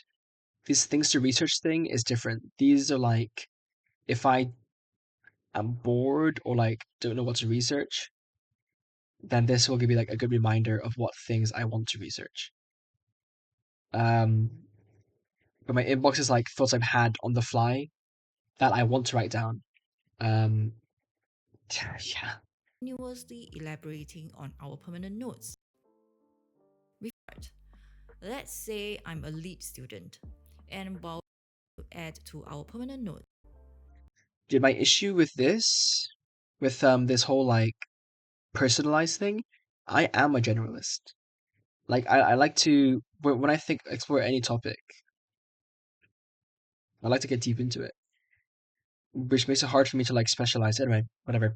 So, oh my god, no, what? That's like no subscribers. Damn, pretty good video though. Yeah. So I think the warning here is not to just take loads of like literature notes, as if like you're just kind of documenting or like archiving stuff. And I do need to be careful of that. Like I need to do that, like take notes on not documents. I need to make those source notes and then get thoughts from them. So I'll see if I can figure out a workflow for that. Like ideally, I want to be creating the commentary first and then creating the source.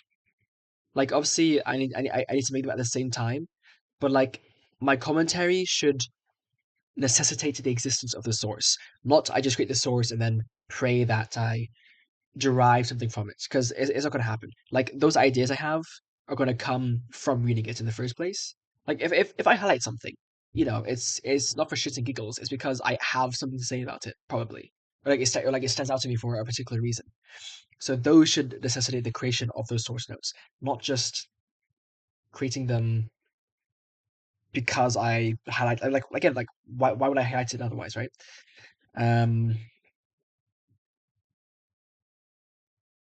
Yeah. Build links based on personal efficiency.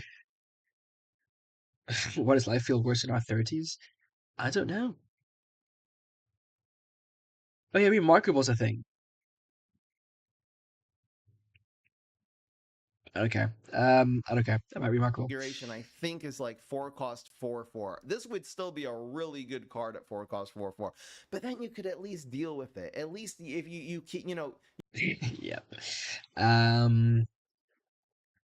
Okay. Let's get some notes made. So I guess I'll make my first note.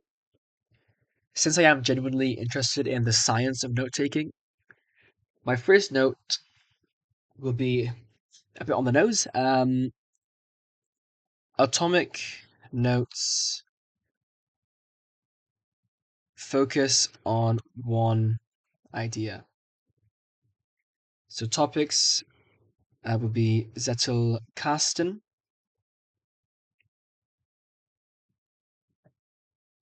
as a link. Nice. So yeah, so Zettelkasten, note taking. No, don't do that. I think Zettelkasten should be lowercase.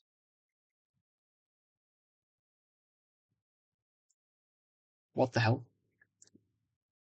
How did that become Zig? Zettelkasten. No, no, no, no, no, no, no. Oh my god. Please don't have to. Okay, that's. So now every mention of Zig is just going to say Zettelkasten. Please. Please. Zettel. Oh my god. Okay, this should rename it back, I think. Yep.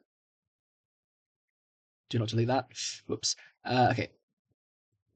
No, stop. Oh, nice. Zettelkasten. Unrelated. Okay.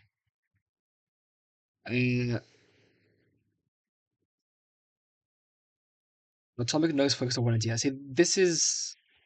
I should have references for these, but I get them from. I got it from so many different sources.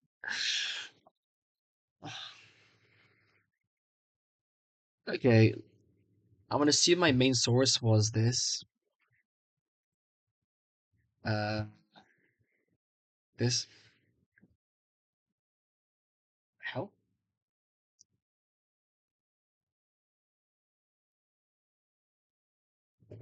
So do I create a source note for this?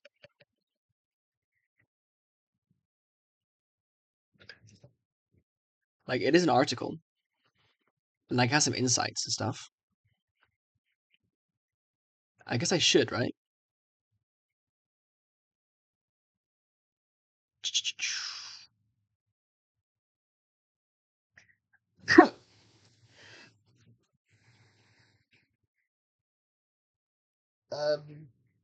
How do I start this? Like, do I create a source note and then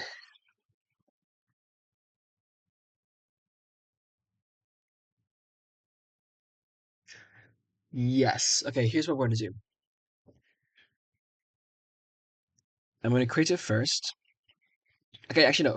First things first. Let me just change these all. Like just rename them.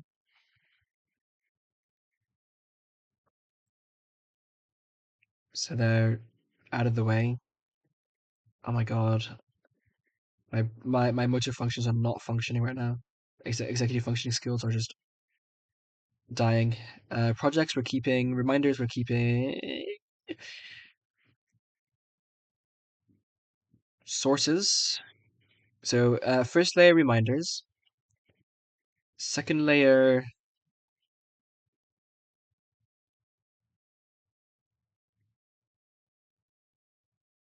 Should my second layer be sources?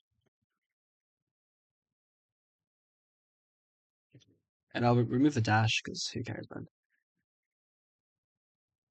So there's only one. So we've got sources. Atoms would be third.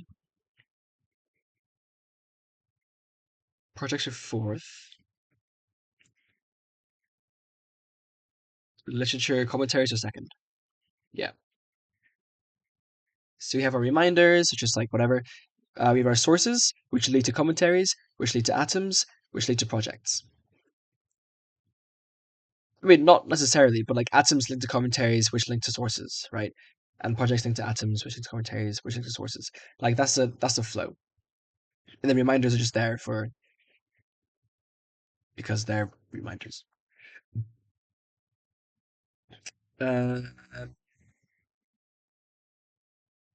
What's the precedence of underscore? Is it more than zero?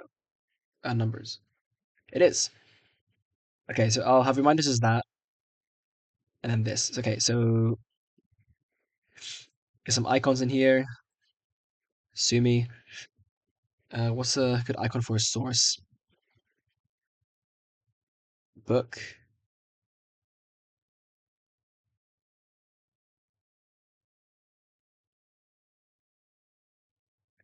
Yeah, book.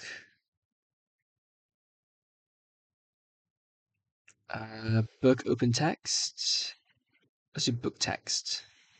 Commentaries. Speak. Comment. Speech. Speak. A person. Right? No. A commentary is like it's like analysis. So an anal assist. Magnifying glass. Okay, I don't want the emoji though. I want an icon, please. Detective. How did that even? Okay, detective. Magnifying glass. Glass. Inspect. This should not be this hard. Come on, just anything. Speak. Ampersands. No. What? What's a good symbol for like? Just speech, right?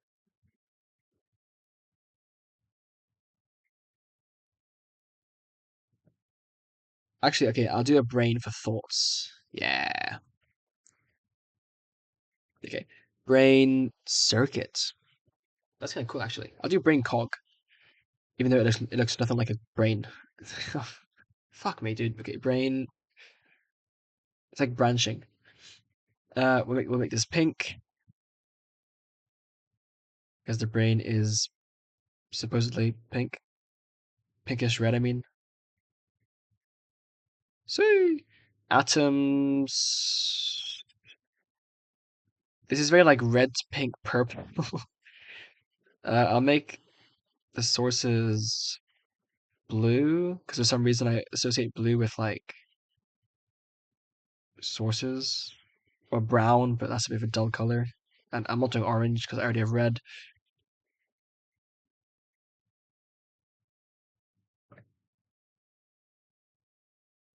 Guys, this is crucial. I swear. Without this, the system is nothing. And atoms.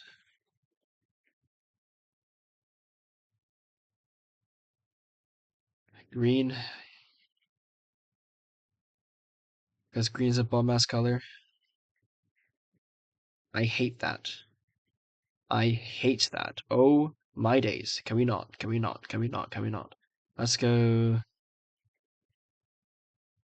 You know what? Purple's actually probably better.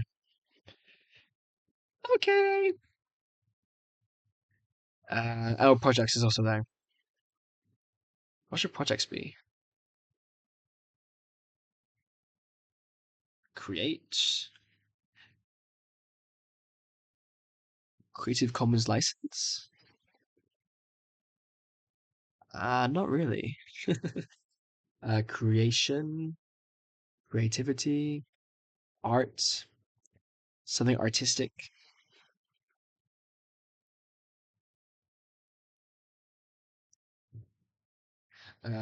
Artist, palette.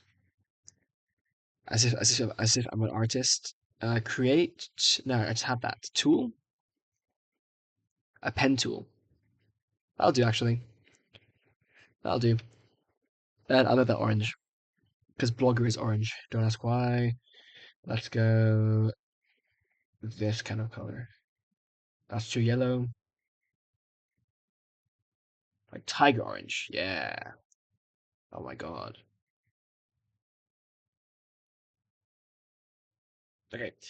Awesome. That was crucial. So these aren't even proper projects, but it's fine because these aren't part of the Zettelkasten anyway. These just derive from it. So no worries there. Okay. So first source. Okay, actually, I should define a template for my sources, right? So let's go back to templater.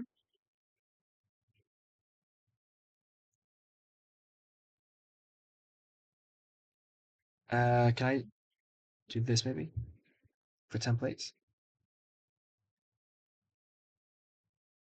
No, I'll put like on like 9 or X maybe. So it's guaranteed to be last. I'm a genius. Or X like this. Okay, that just looks weird. The amount of thought I'm putting into this, oh my days. Percent maybe? No, because then it goes up. Wait, what's an exclamation mark do? Okay, so I'll change the underscore to reminders. To exclamation mark. Templates. I'll use as X. And let's give it an icon. Actually, screw it, I won't. Actually, screw it, I will. Media will also have an icon. Wait, no, it doesn't matter actually, because if I just give it a normal name, it'll come at the bottom. Yeah, never mind. Never mind, that's fine. Media, camera.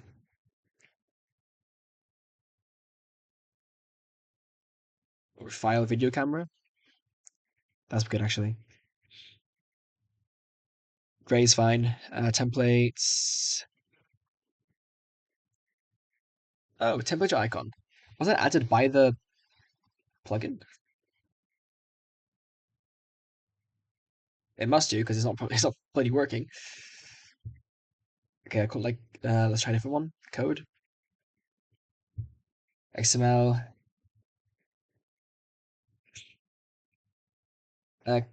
Is it like a C++ logo? Java? Okay, code. These are the same, aren't they? Whatever. Errors. Oh yeah, I have these. Like check spelling, translation needed, data needed. I don't know if I'll keep using these. So funny.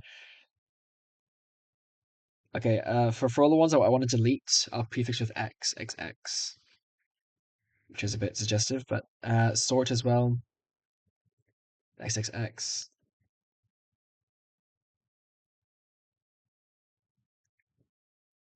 Drafts. Was there old name? Remove the icon.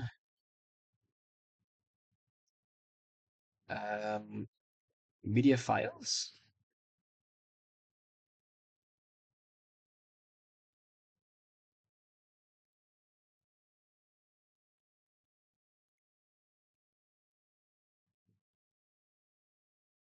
Okay. There seems to be a disconnect between that and that. Files and links. Atoms as a default. No. Do same folder as current file. New attachments should go in the media folder. Excluded files. I need to kind of rework those. Okay. Why are these all there? Why do I have so many files in there? Okay, can I multi-select? I can. Okay. In fact, even better. Oh, but if I move it here, it'll probably break the syncing, which is not good. So let me just do this.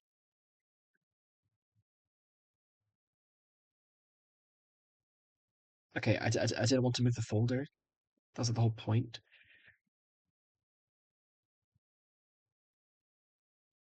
I can't catch a break. Can I just select these? I can. Okay. I'll do that.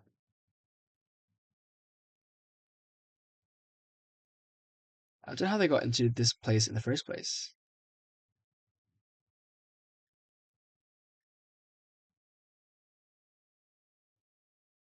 Okay. Delete this folder then. Wiki. We're going to remove this. So XXX. Thanks, media, for opening for no reason. Remove this icon.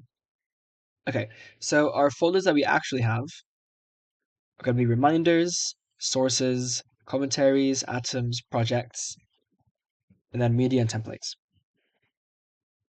So three folders for our Zettelkasten, and then two folders for like just other general noting and stuff. Are two things for managing media and templates. These need to be removed, so all my notes inside need to be kind of converted. Conventions and inbox are inbox is also part of the Zettelkasten for now, because I might move it into a folder instead, or make it a folder, I should say. Okay. Let's create this source finally. So new note. We're going to give it the name of the article, introduction to the Zettelkasten method by Sasha, and a year, 2020. I don't know why it does that. Can I use square brackets? I can't. So 2020.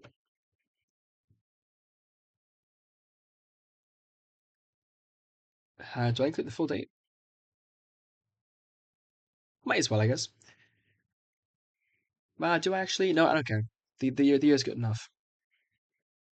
Or in some cases, I can do like October 2020 or 5th October 2020. Okay, how about this for a system? If I have the full date, like an article, then I do the whole thing. So October 27th. If it's like a movie, then I just do this. If it's a thing where only the month is known, I do this. Right? Pretty straightforward. Not that I should have like that much conflict anyway, but you never know. You never know. Okay. So for this one, this guy had this, right? So for a YAML. Okay, well actually I'll create this first and then do the template after. So yeah, title is introduction to the sarcastic method. In this case, I will repeat it just because it's not necessarily the same. Author or authors, Sasha.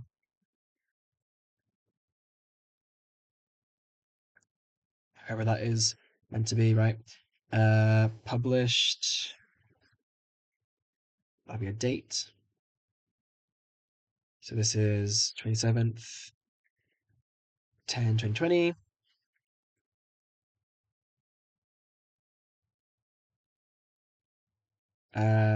Tags, don't need that.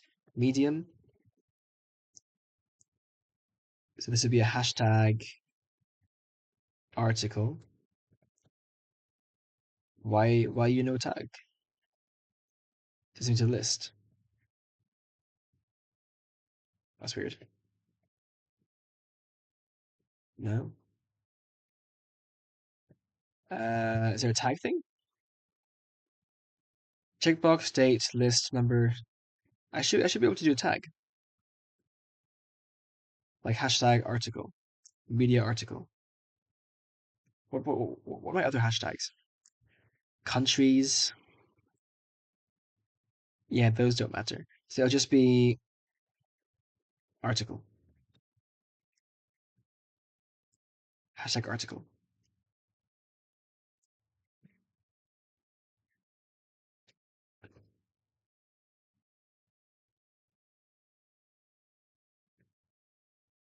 Why is it not rendering?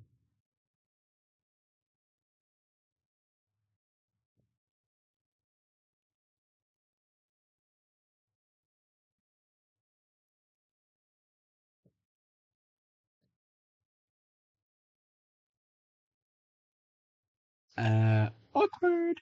Why is it here? Tags. Oh, because that is like a predefined field. But then can I change the name? Because I don't want it to be called tags. Medium. What?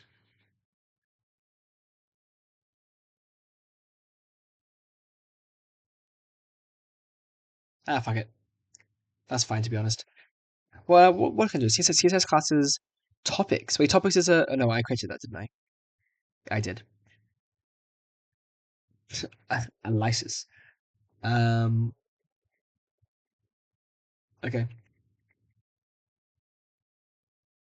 Reference notes. This is the reference note. The source note, as I call it. Created. Published. Anything else I need to know? Oh, link.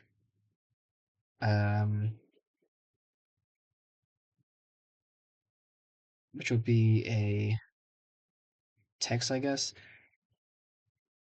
And it'll be this. Yeah. Alright, any restructuring? Title. Authors. Published. Tags, link. I think that's okay.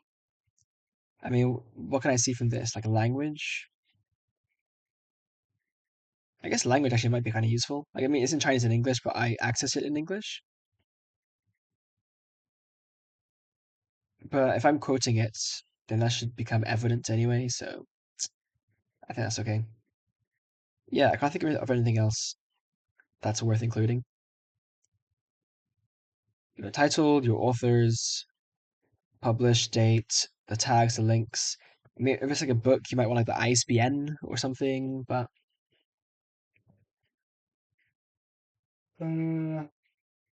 like if it's a YouTube video, no, that's fine. ISBN is like a thing you need for books, yeah.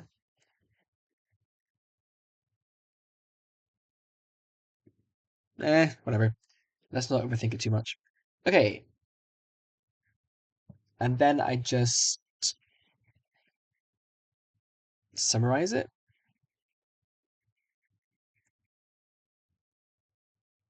I mean, it's kind of self-explanatory in this case.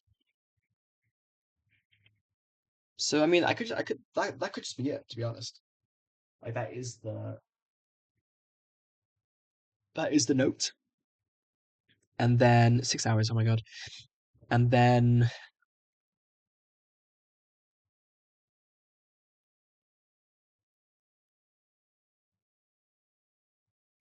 like if I need quotes,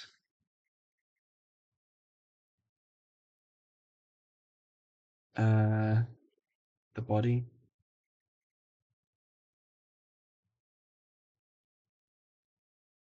I could put images, I guess.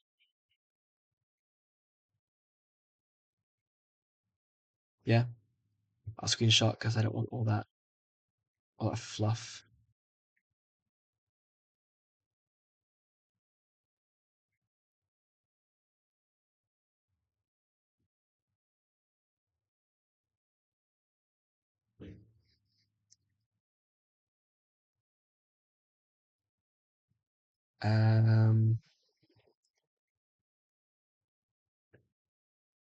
Like this, I guess.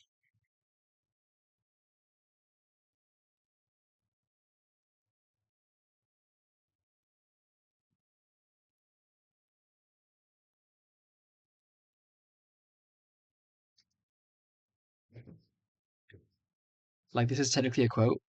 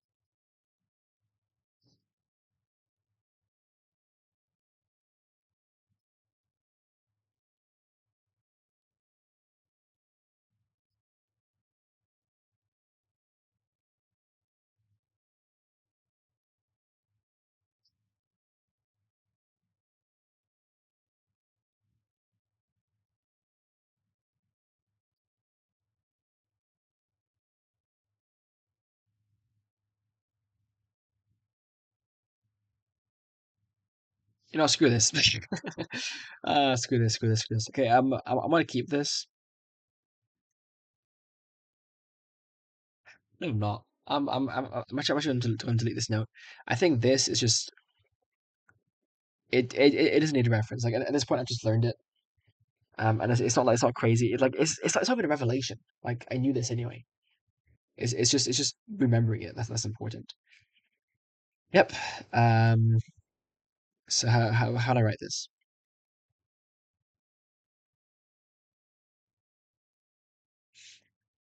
Somebody knows focus on one idea.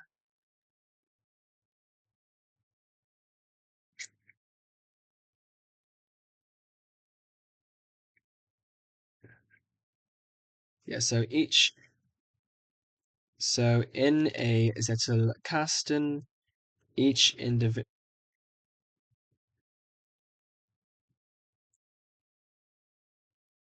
See, like in this case, I could just link like this. And then I have like the topics are there, right? So do I include it twice? No. In a Zettelkasten, each individual note should only contain a single idea. This is in line with each Zettel.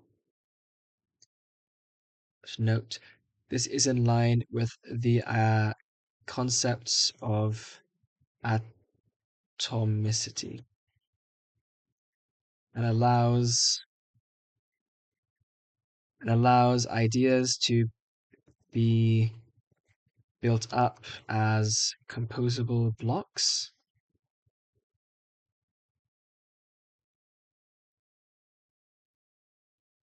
How's composable not a word? As allows ideas, to be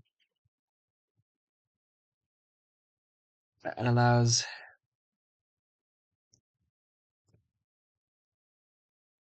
a lot of like thoughts to exist in their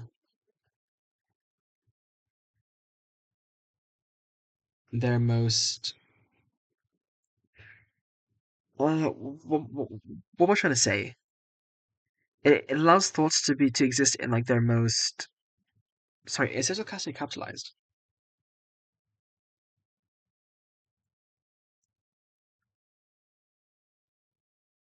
I swear I fixed this. Just give me Google, please. It's capitalized.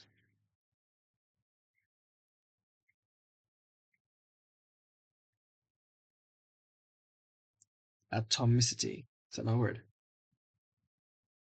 It is a word. Okay. This is in line with the concept of atomicity and allows a thought to exist in its like in its truest form. Like it is a thoughts, like the thoughts in its most independent form.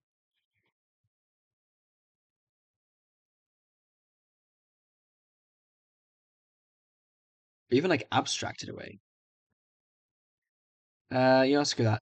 And allows thoughts and allows deeper and allows connections to be made between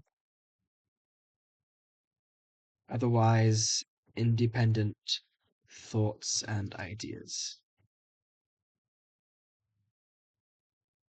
But like and allows connections to be made between notes, between atoms, in order to form bigger ideas and realizations about something. Yeah. Okay. I guess that's a decent starting point.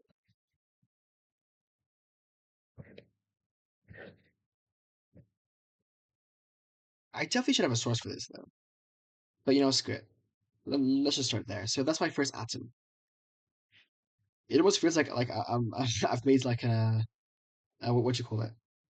Like an axiom, right? Like these are my laws of atomic notes. In fact, I do need to update my conventions. And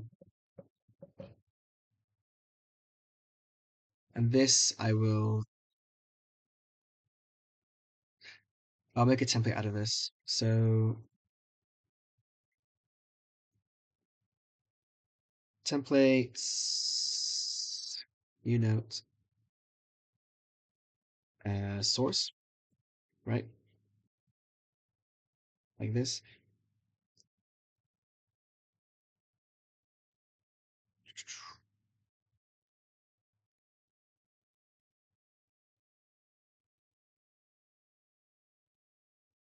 Yeah. Authors could be anyone. Title could be anything.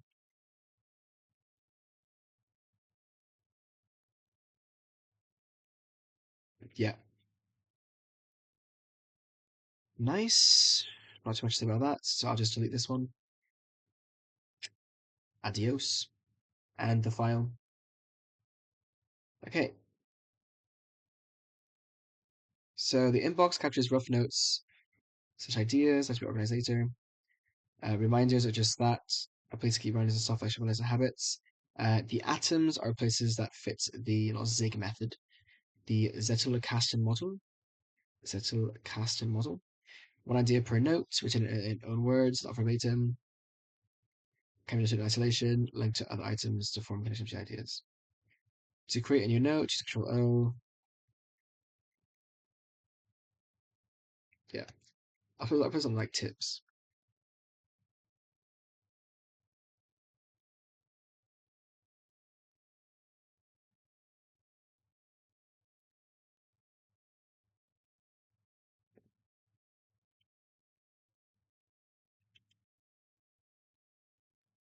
Okay.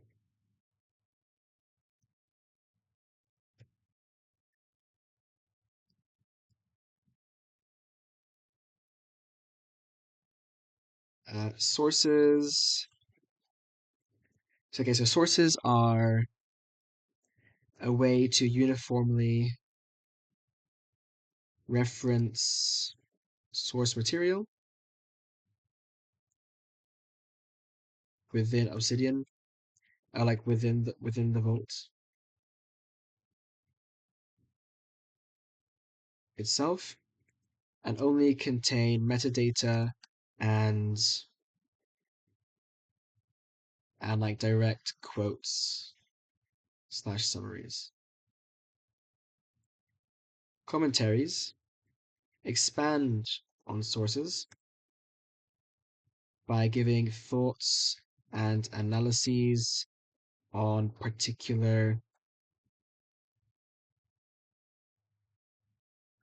excerpts from source materials,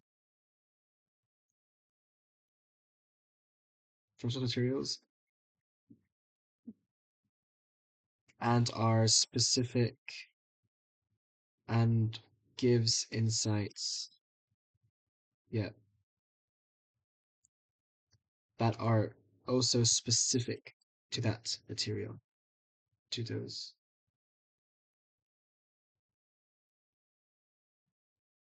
Yeah. That are specific to that source material. And then atoms are, okay, yeah, so atoms are independent of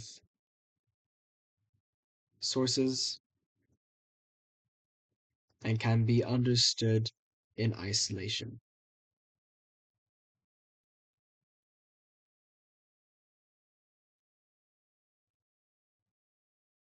Unlike commentaries.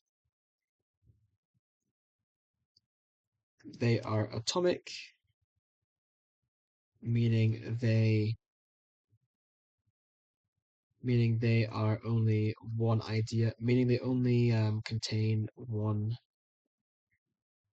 meaning each atom, each note only contains one idea, only focuses on one idea, as this allows bigger ideas and connections to be derived. Big ideas to be derived from connections between atoms. They should also be written in my own words. Classic note-taking tip. And should,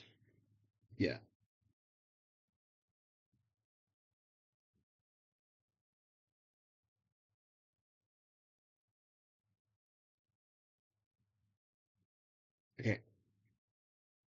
Good. Good. Projects.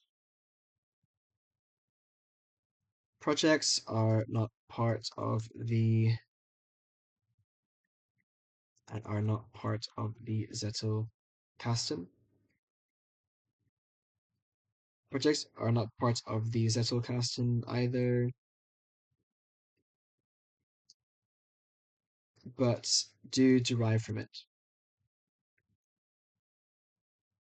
Not directly, but do derive from it, and could range and but do derive from it by using but do derive from but do use atoms to create content, such as blogs and YouTube videos. Okay. Scripts. Nice. Actually, no. Well, not just scripts, YouTube videos. Because, yeah. Okay. This is good. So, whew. I feel like I have a direction. I'm going to also delete this note because I already have it between, like, atomic notes focus on one idea, like fine, but I already have that in my conventions. If I had a reason for this, then I would make a note for it instead. So I'm going to delete this just because I feel like getting too meta to begin with is not a good idea. So let's do an actual example from our wiki. Oh, this is going to be a pain in the ass. There's so much to port, but it's good. I mean, it means I have a lot to use in the first place. I also need to sort through these, but whatever. Right, so data-oriented design, I guess.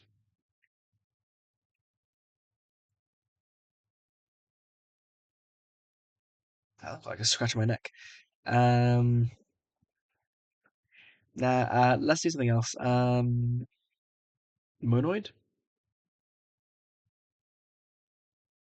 I don't, monad.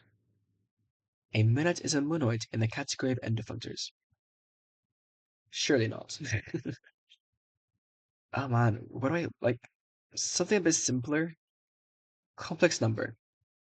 The complex number set is an extension of the real numbers. Adding an imaginary component, it contains. How did I really mess that up? It contains numbers of the form z equals a plus bi.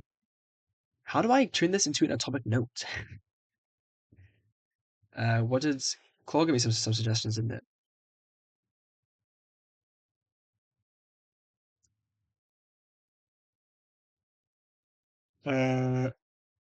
Where? Yeah. Function laws cannot be enforced by the hash system. Like, because like somewhere I need to include this information. Okay. Okay. How would I split this existing note titled complex number into several atomic notes?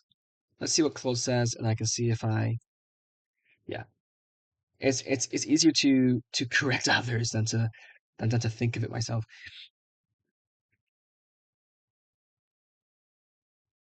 Got 400 likes on this Instagram post,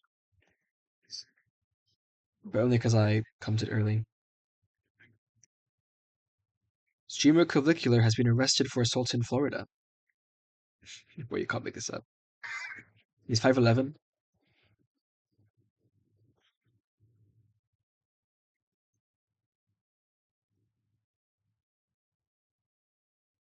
Okay. Complex numbers extend the reals to make all polynomial roots expressible. A complex number has the form a plus bi, where I equals the square root of -1. I can't write that, though, in the note. Complex numbers cannot be ordered. Okay, no, that's actually good.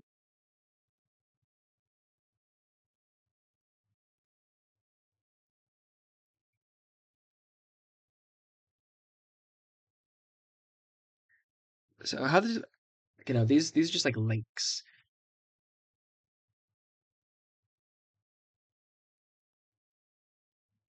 That's not great though. Okay. The complex numbers set is an extension of the real numbers. Complex numbers extend the reals to make all polynomial roots expressible.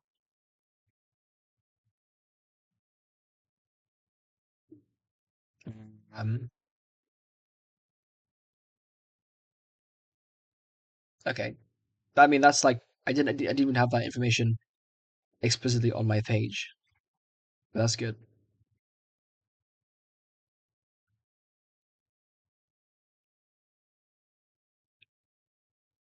Oh, that's actually really good. Okay. I'm gonna use a different example because I don't want to just copy Claude. So I'll come back to that later. But let's do like morphism.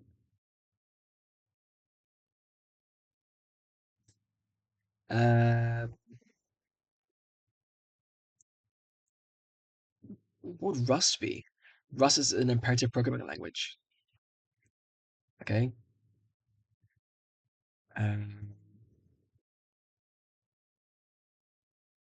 Matrix. That's what I'm looking for. Oh boy. That's fine, I guess. A square matrix is simple dimensions n times n, equal numbers of rows and columns. Okay, so like let's do that, as boring as that is. So a square matrix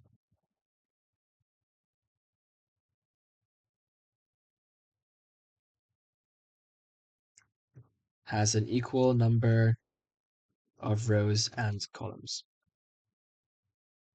Right?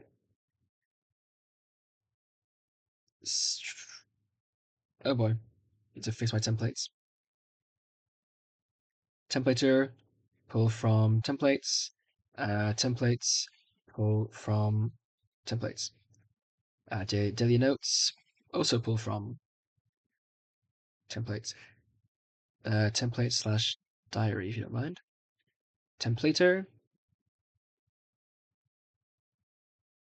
For the atoms, pull from this. Okay, let's try that again. Nice. No full stop. Okay, so topics, matrix. Like the matrix though. Matrix in maths. Do like this. Matrix maths.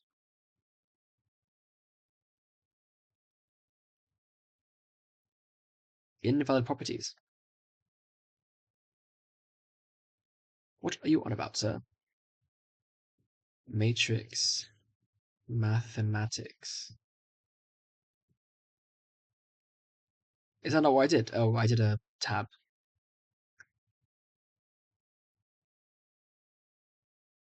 Okay. Yep. So a matrix defined as square, like a square, has the same. Okay, matrix defined as square has the same number of rows and columns. Columns n times n, like how a square has equal length and rows is height, yeah, equal height and width. Yep. So I could then create an MOC for a matrix, I guess, which would connect all of these together. Okay, so let me create my MOC now then, which is actually going to be the fourth one. New folder. I mean, I won't call it an MOC. I'll call it like a map.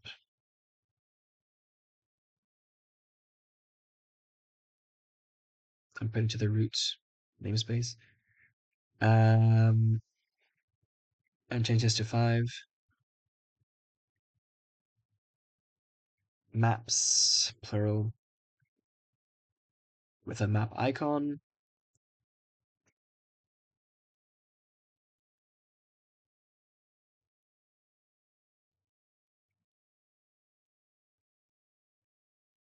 And this one's going to be green, actually. Oh, sorry, I lied. How about a graph? Or connection? Neuron?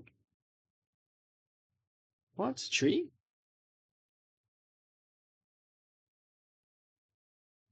Diagram?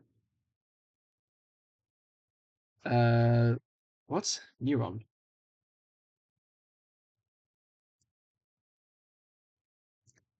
What did I see just now? Network. Yeah, network. Okay, yeah, make this one green. Okay, so the maps, for this one, I'm actually going to create a base, because I don't know what a base is. Or canvas, maybe? What do I even do with this? Base. Okay, we'll do a base, we'll do a base, we'll do a base. So this will be called matrix mathematics. Filter.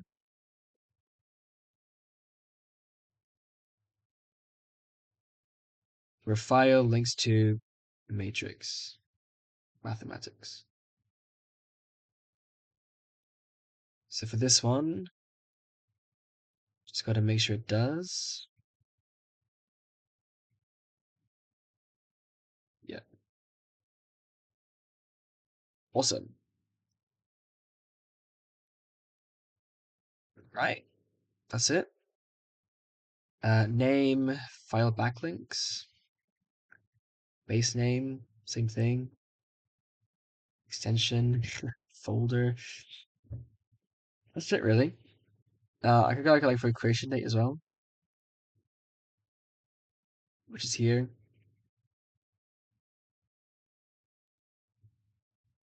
I'll put it here because I guess it can get updated. And like, I guess you can see what other topics it relates to that might be useful. Okay. What other views are there? Cards, lists.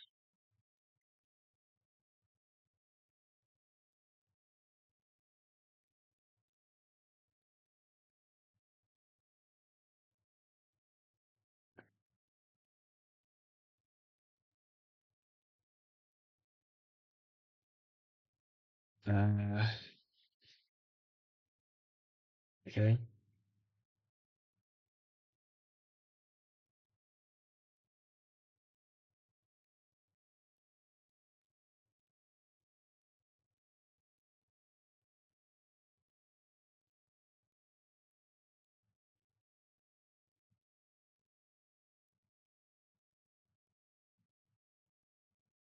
Nah, just do table.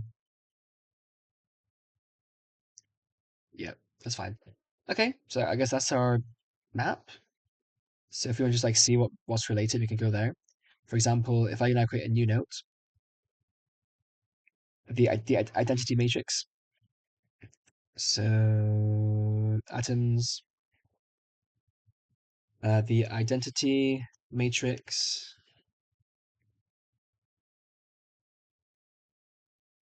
is such that applying it to a vector or the images 5 matches when such what's happening.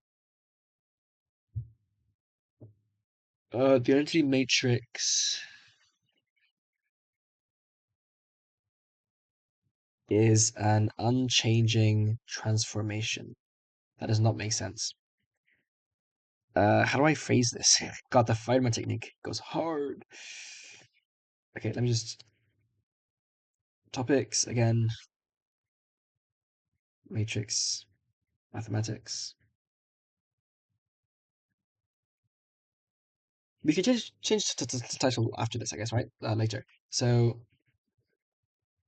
just copy this, right?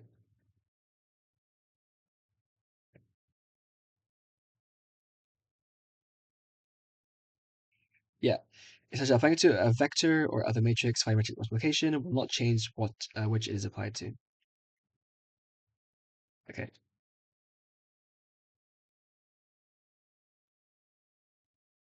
It will contain all zeros except for a diagonal line of ones coming from the top left.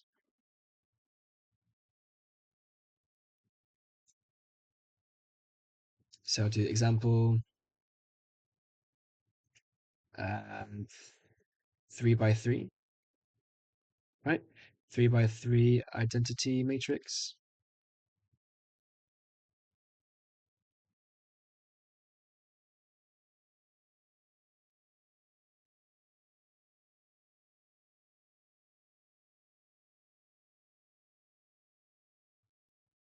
Like for like a 4 by 4.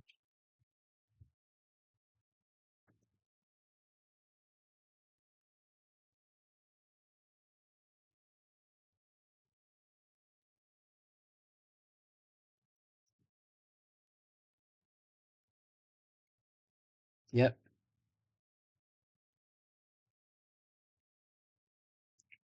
Is this times, like, let's say we got a vector, begin a V matrix? No, brackets matrix or parentheses matrix, P matrix.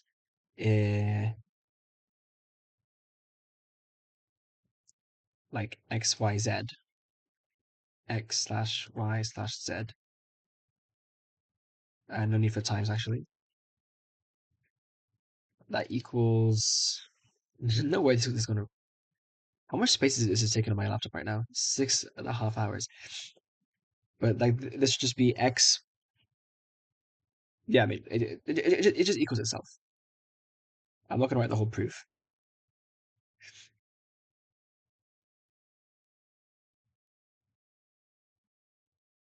Yep. Same thing here. Except it's W, X, Y, Z. So I want to make connections, right?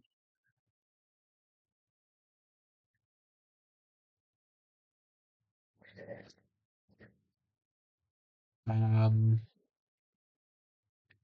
do I make connections? I don't know. But this is the table, and you can see we've got these. So we can see which ones are there. These, I mean, these are so basic that I don't think they can really link to anything else. Like, what would this link to?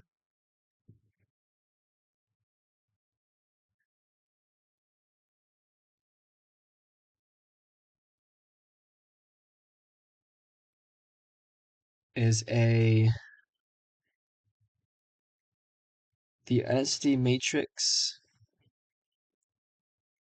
is a non-transforming transformation.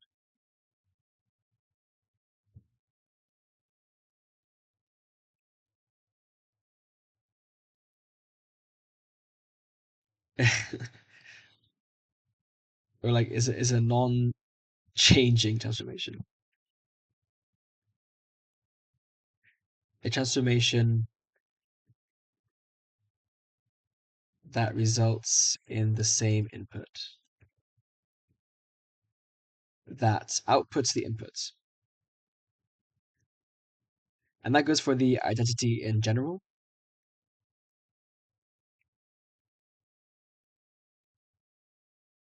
So I could create another atomic note for the identity, which is that the identity is a transformation that outputs the input. And then I wouldn't really need to specify identity matrix. Okay, how about this? So let me actually duplicate this. It's strange. Actually, no, I won't. I'll create a new note, and I will copy this. Oh, so yeah, let me change my template as well for the atom. Instead of this, I'll have it like this. It's a bit easier to use. Close that. So for this one, this will be that the identity is a transformation that opens the input. And this will just be in mathematics, I think.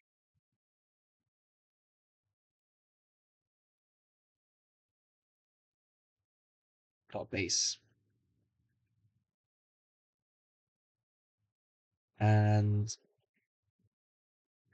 can I make this link as well?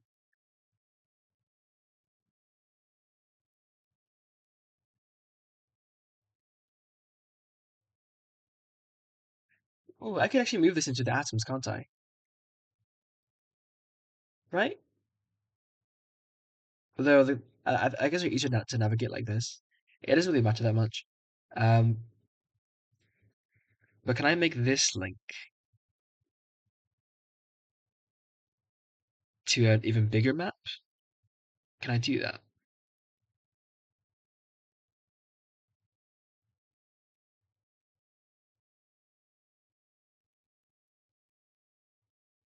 I don't know how I would do that. I'll come back to this as well because I mean, like I might change it from a base to a normal node then, but like the automatedness of it is quite useful. I don't know. Okay, so yeah, so an identity function, also known as just the identity, is a function that takes an input. Well, it's a function that takes an input and returns that same input unchanged.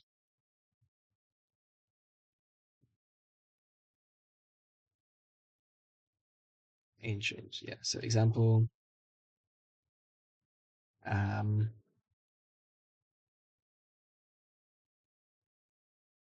example is addition.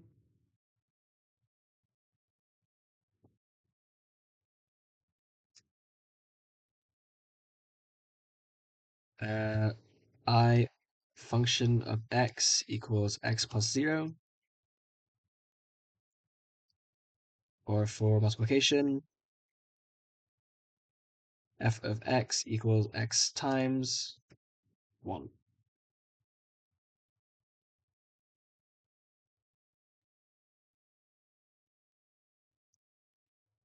Okay, and for this one, I can say the identity matrix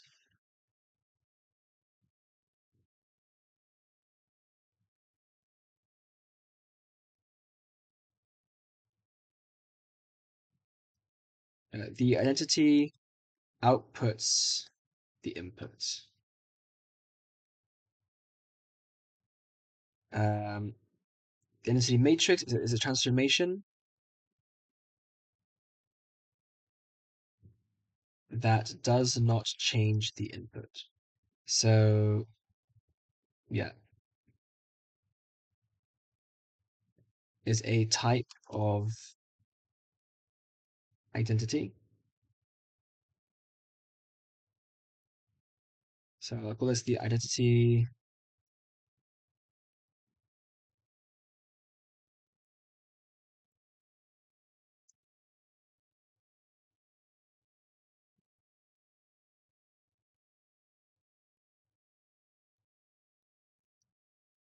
such that applying it to a vector or other matrix by matrix multiplication will not change that which it is applied to.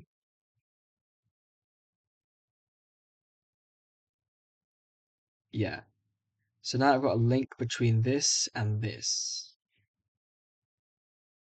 Sorry, this and this.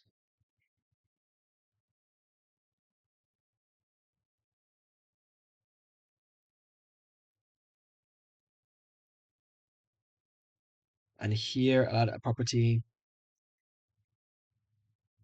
for backlinks. No, not backlinks. Like links that they have. File links. No. Note links. I want note links. Embeds. What? Why can I only get backlinks? Add formula.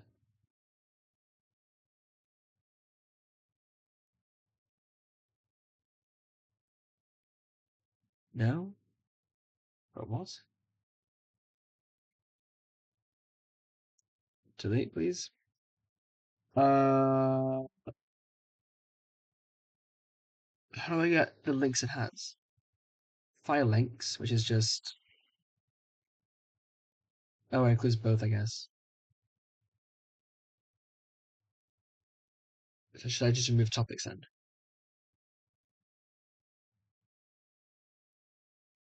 Okay, I'll remove file links. Don't need those. Ooh, I could do file links minus topics, right? File links minus topics.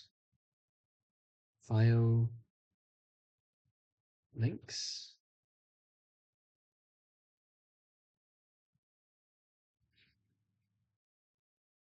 What? File links minus topics. What am I meant to do? File links? That's file minus links. File links? Huh?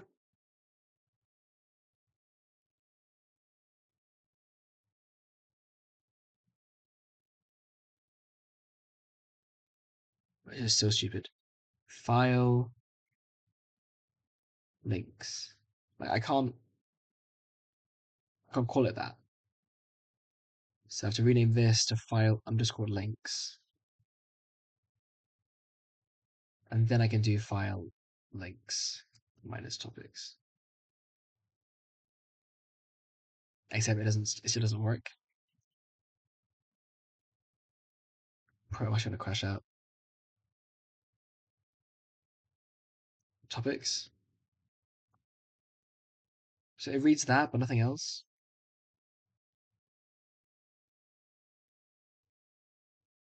Links. Link. Link minus topics.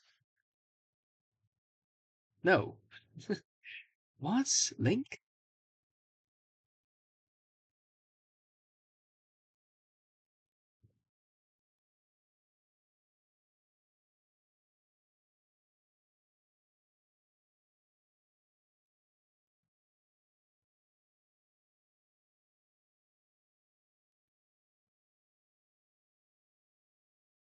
A function?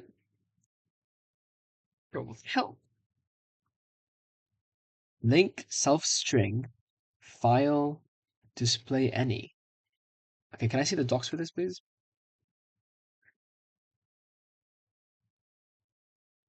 File. Link file name.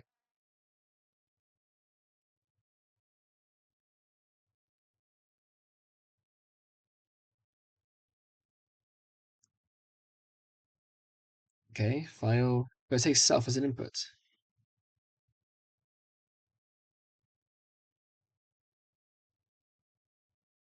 Link. Okay, how about link? Sorry, wrong one. Link parses the string path, which is a link object that owners optionally provide this big parameter to change what the text link says.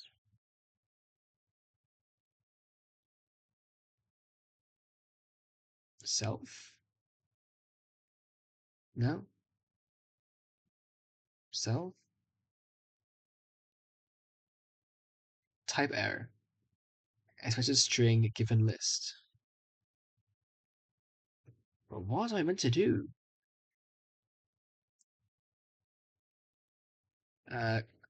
Complex number.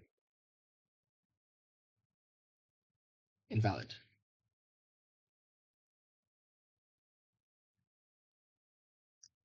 Okay. I want self. Like, what part of that did you not get? Oh my days. Are there any examples?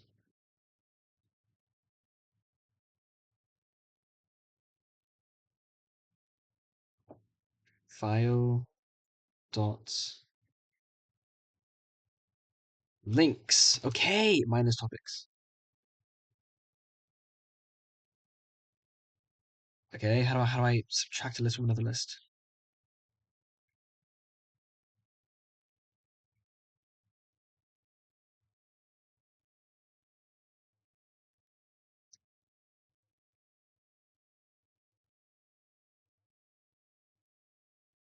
Filter, sort, join, unique.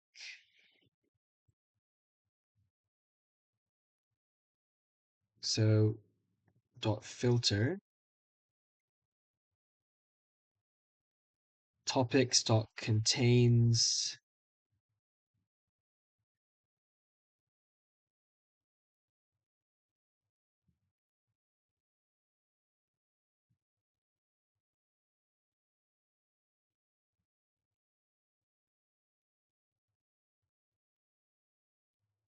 but literally how?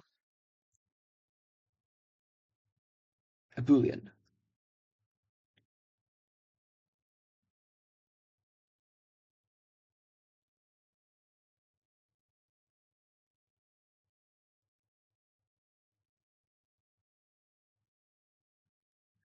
Bro, what am I doing right now, honestly?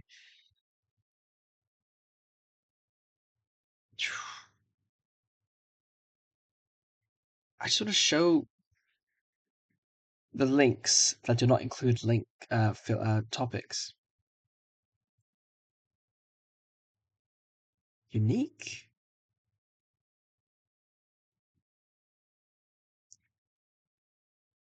Okay, so I can do file.links dot join with topics dot unique. Type error in join. Why? Join expects. Oh.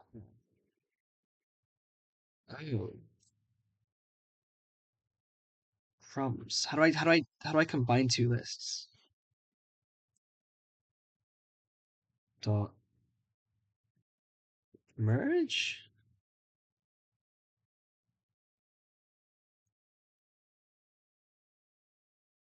Okay, any of topics?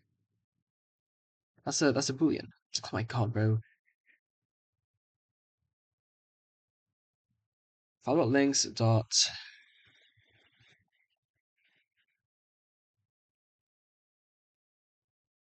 reduce.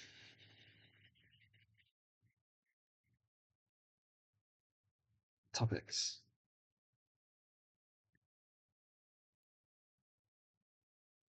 Accumulator any.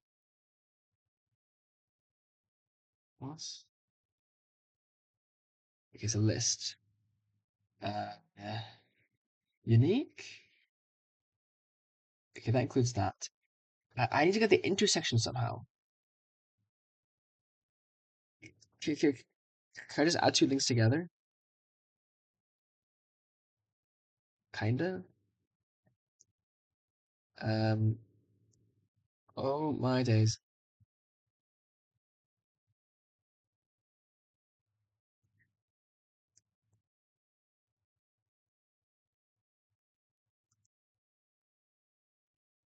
It seems to be adding them together.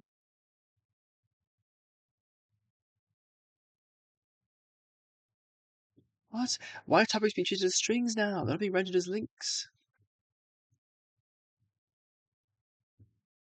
To string.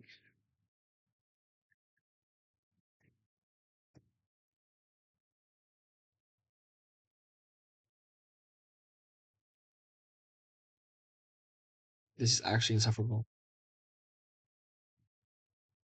I'm horrified. File.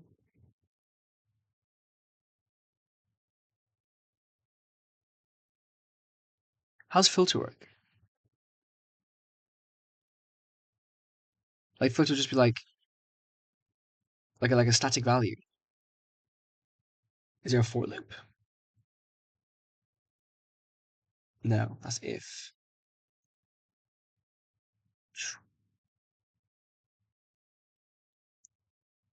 Can I map then?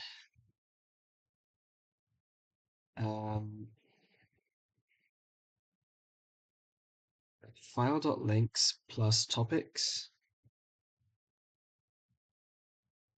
dot map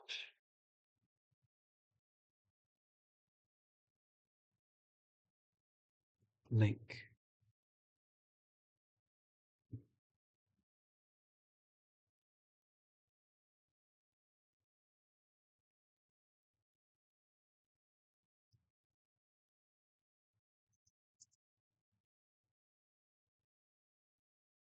How many ways do we use map?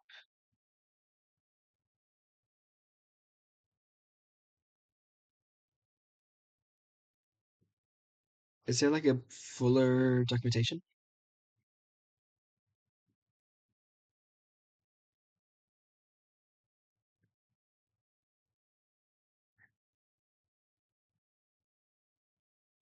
Okay, for lists we got map. Okay. Map value plus 1. So value gives you the value. Okay. Kind of link value.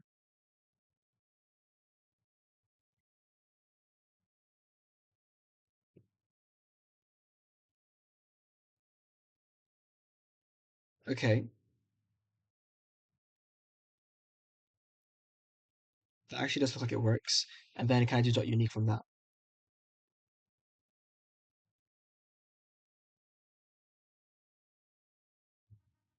No, because these two are not unique. They still get token. What does dot unique do?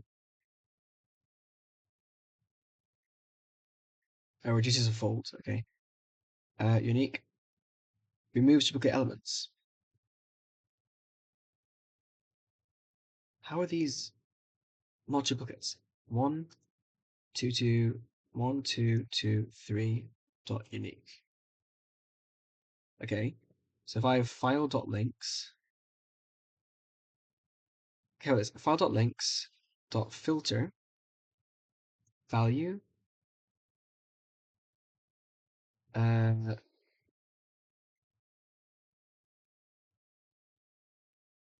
topics dot contains value.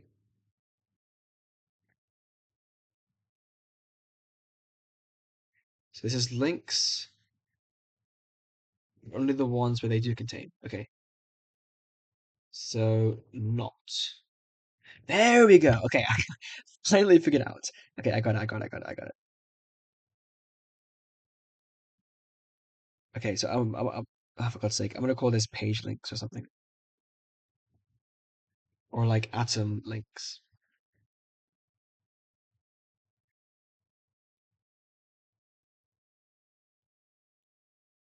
Okay, this is a major W.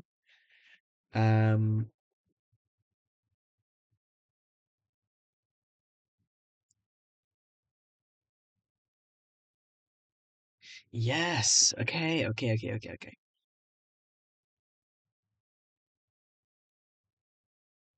Boy. So we've got these as notes. Then we need the submatrix and determinant. So submatrix is defined as this.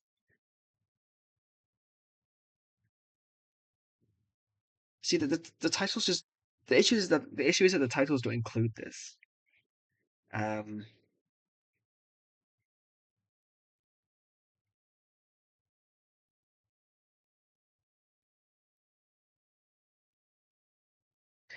Yeah, it's really bad for maths. A submatrix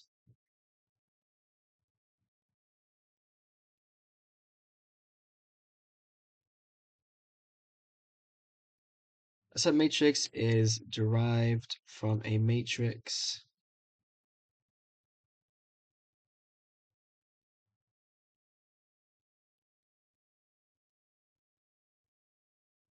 a submatrix removes rows and columns from a matrix.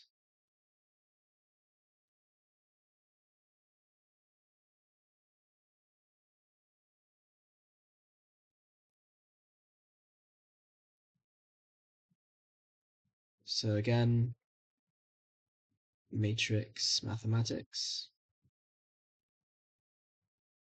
And I'll just copy paste this because I already have it in my own words.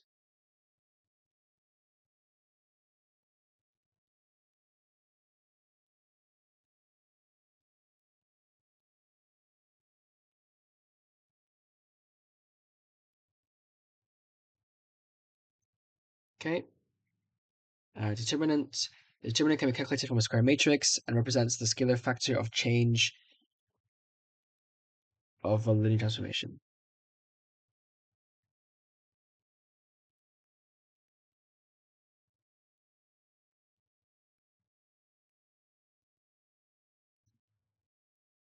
So there's kind of three things there. One, the determinant of a matrix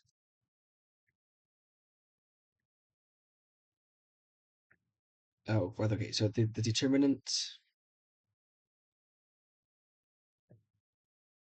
the matrix, okay, determinant of a matrix represents the scalar factor change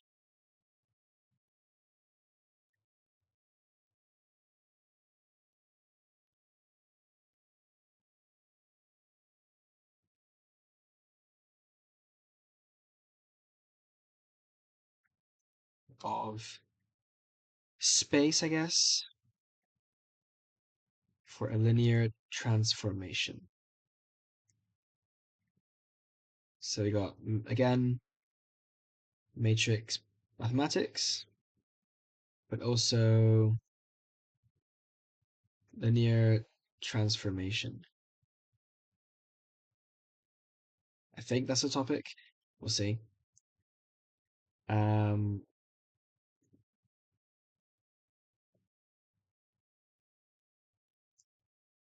Square matrix. For this, we'll link to the square matrix here.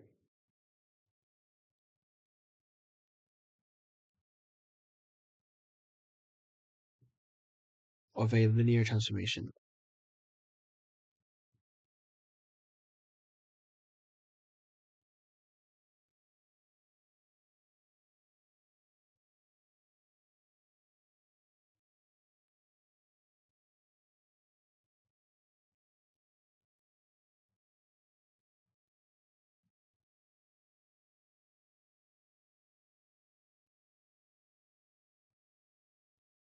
Linear algebra, sorry. Linear algebra, this is saying.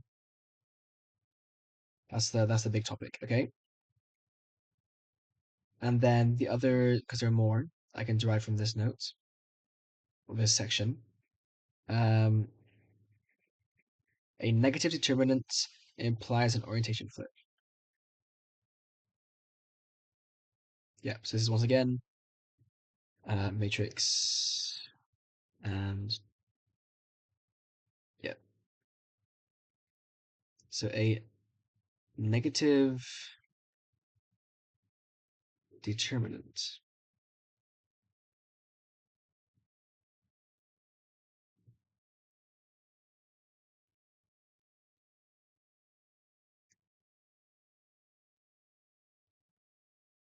implies that a transformation, that a matrix transformation, well, that a linear transformation results in the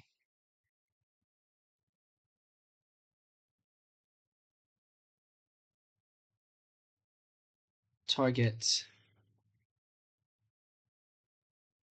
being flipped, visually speaking. For 2D, this is like flipping a paper around.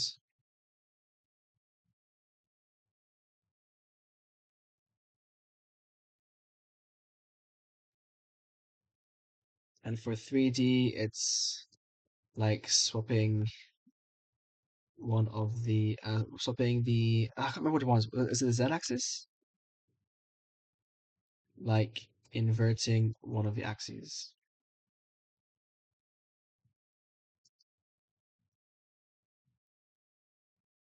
Right? Like something switches. I can't quite remember which one. I should probably verify this. Um,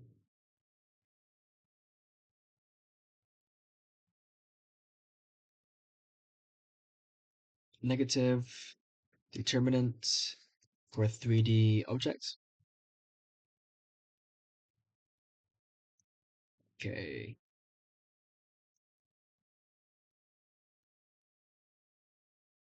Topological flip.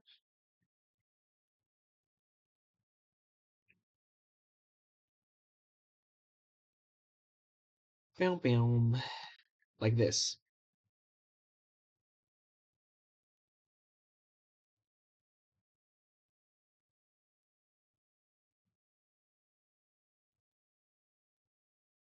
Yeah. So it's inverting two of the axes while keeping the third the same.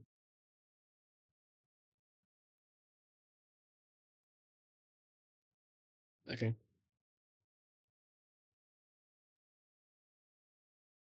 And the other one was, because I remember,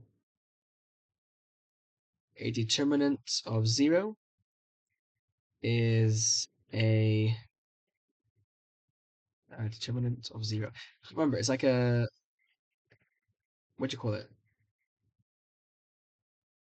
Like flattening? Yeah. Is a flattening. Or is a projection. So again, measures these.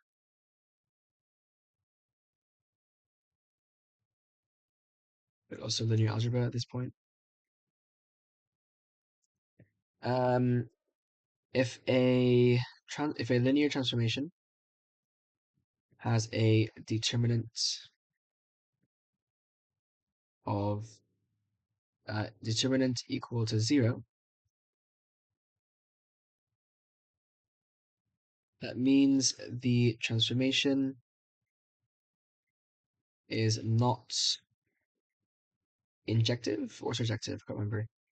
See, I have notes about this, about injectiveness and stuff, but I'm gonna have to like break these down. Different outputs for different inputs, never repeating. Yeah. Well, it's not bijective. But specifically, it's not injective.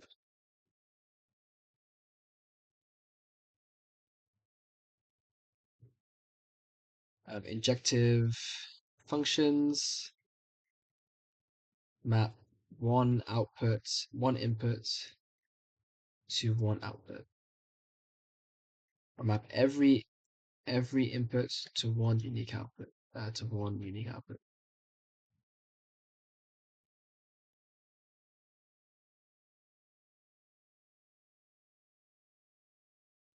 To their own unique output. That's better. I quite like this. I like you have to just really break it down to its core elements. What should be wrong?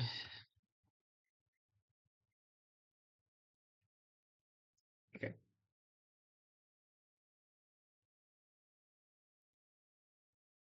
So if internet has two equals, it means transformation is not injective. Yep. This is called a projection, since one can imagine shining a light against a 3D object to produce a 2D image. And from the data of the 2D projection alone, one cannot confidently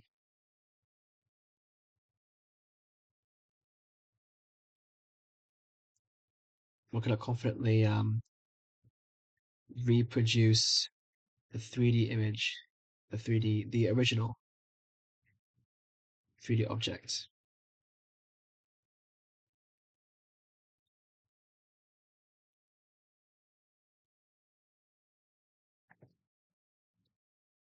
Without one cannot not reproduce the original 3D object without also being able to produce many other different 3D objects that have the same projection. Okay. I do like this, I think, because it's quite, it's quite. Also, I can just create this now, right? Like I can just create the base. Like there's no reason not to. I just need to. Can I like? Is there a template I can use?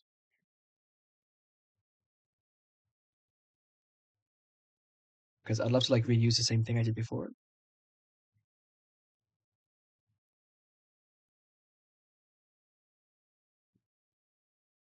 I guess I can duplicate it. I'll do that then.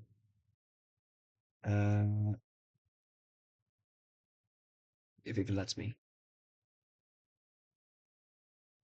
Obsidian, Obsidian, Obsidian. Help me out here, please.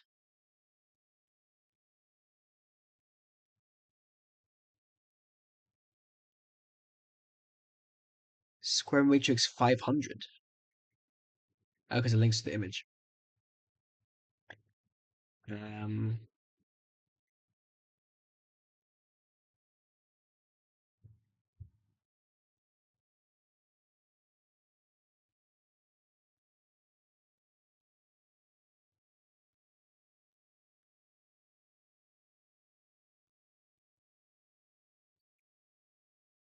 What is this?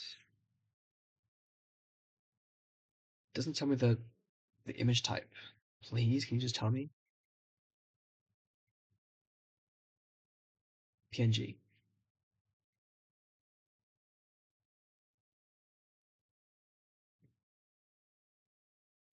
No.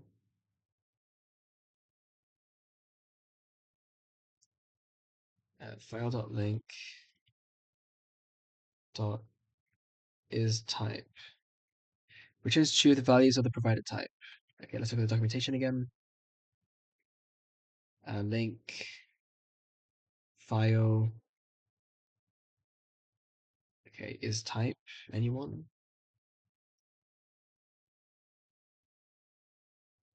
Mind. Should I check it? What as file links to? Has link, has property, has tag in folder. Okay. Value dot as file dot in folder.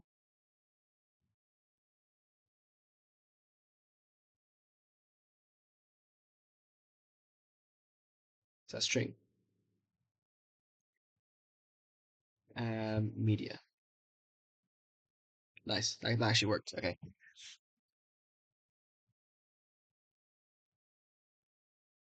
Cool. I want to copy this. Like, I want to copy this template. How do I do that?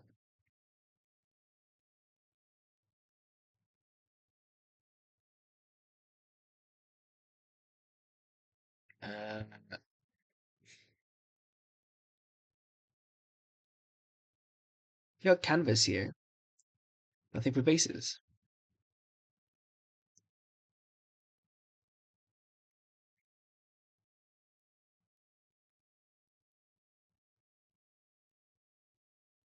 No. I mean, I can. Okay, delete this one. I can force create a new one, I guess. Like if I just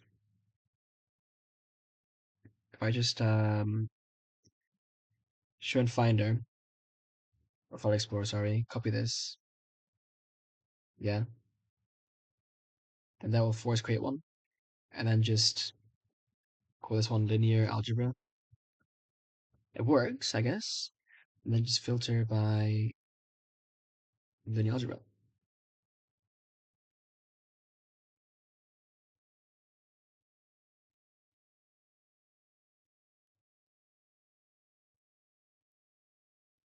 Or is it 0?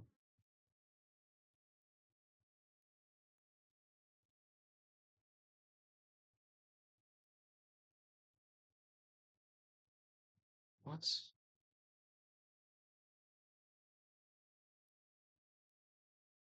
What?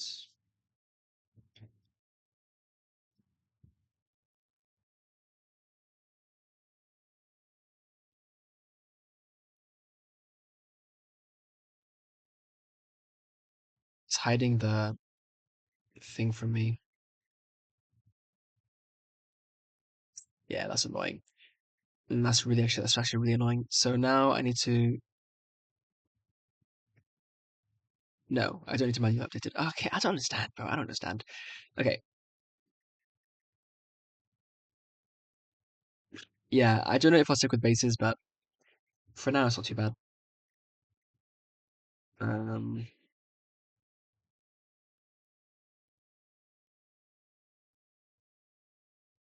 Okay. And the inverse of a matrix.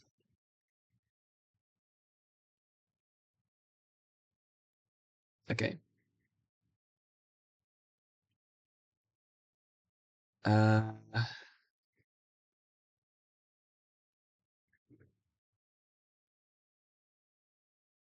So a matrix multiplied by its inverse is 1.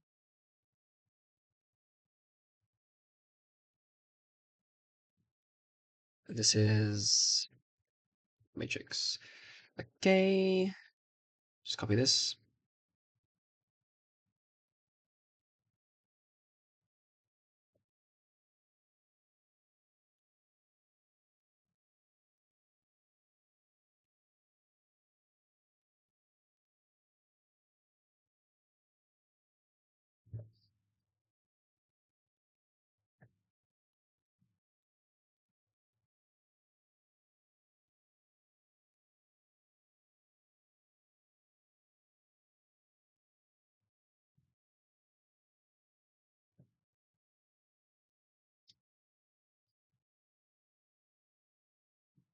Okay. And I think I can rename this then, and that should update. So a determinant of a 0 is a flattening. Yeah. Cool. So now I can just delete this note. Right? I mean, I've ported all the notes to their own, like, atomic atoms. I mean, I'll keep it for now. But this looks good, right? Let's see what Claude thinks. I'm gonna feed it my. I mean, I can't feed it my whole folder, but I'll feed it some examples, I guess. So where are we? My faults, my atoms. See how many unless we upload. What do you think of this start to my Zettelkasten?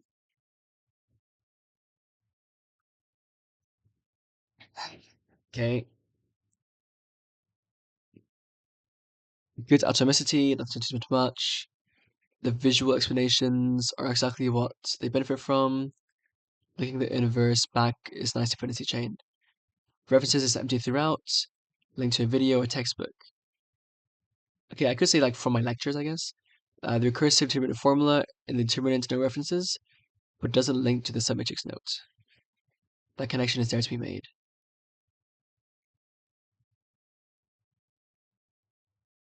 The recursive formula in the determinant note.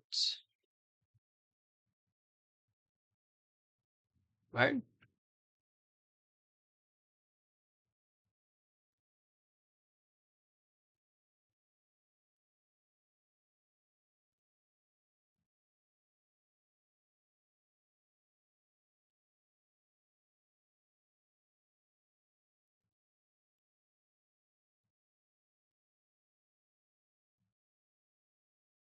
Maybe just made that up. A matrix multiplied by its versus 1. This is slightly imprecise. It equals the identity matrix, not the scalar one.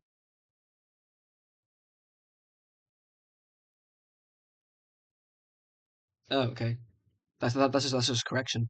Yeah, the hard thing about sourcing is if you get your if you get your information from AI, but I guess that's your problem for accepting information from AI.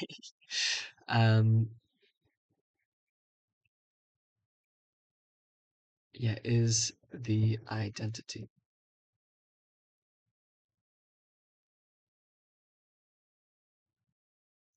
I mean, okay. That's okay. This is a misunderstanding from me. A matrix multiplied by its inverse is 1. So matrix times inverse equals I. Wait, was this my fault? It's possible that in my lecture I misread that as 1,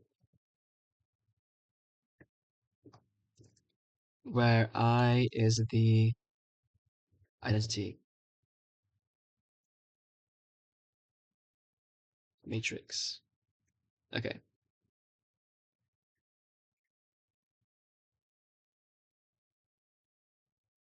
Okay.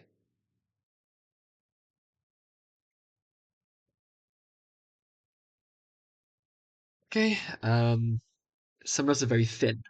That's fine for now, but they'll earn their weight as more nodes to them. Okay. Keep going. Oh, I can't say that that Claude is the best candidate for giving advice on Zettelkasten, but okay, this seemed to work. We seem to be getting somewhere.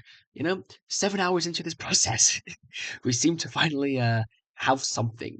So I mean, I've no sources yet, but I'm gonna kind of do some off-camera mining and start filling those out eventually. Oh fuck, my heater's on. Almost burned myself. So yeah, I'll keep these alive for now. Tell you what, I'll create a new folder called like archive, and I'll just use this for now for notes that I've completed porting, but I don't want to delete them yet, just out of fear of like in case it's all exposed in my face. I guess I could just create a backup, but screw it. Okay, yep. So I think I'm gonna end the video here, and then just keep on working on this. So this has been very. I don't know how productive it's been, but it's definitely taught me a lot about the Zettelkasten, and I'm excited to finally actually get working on it.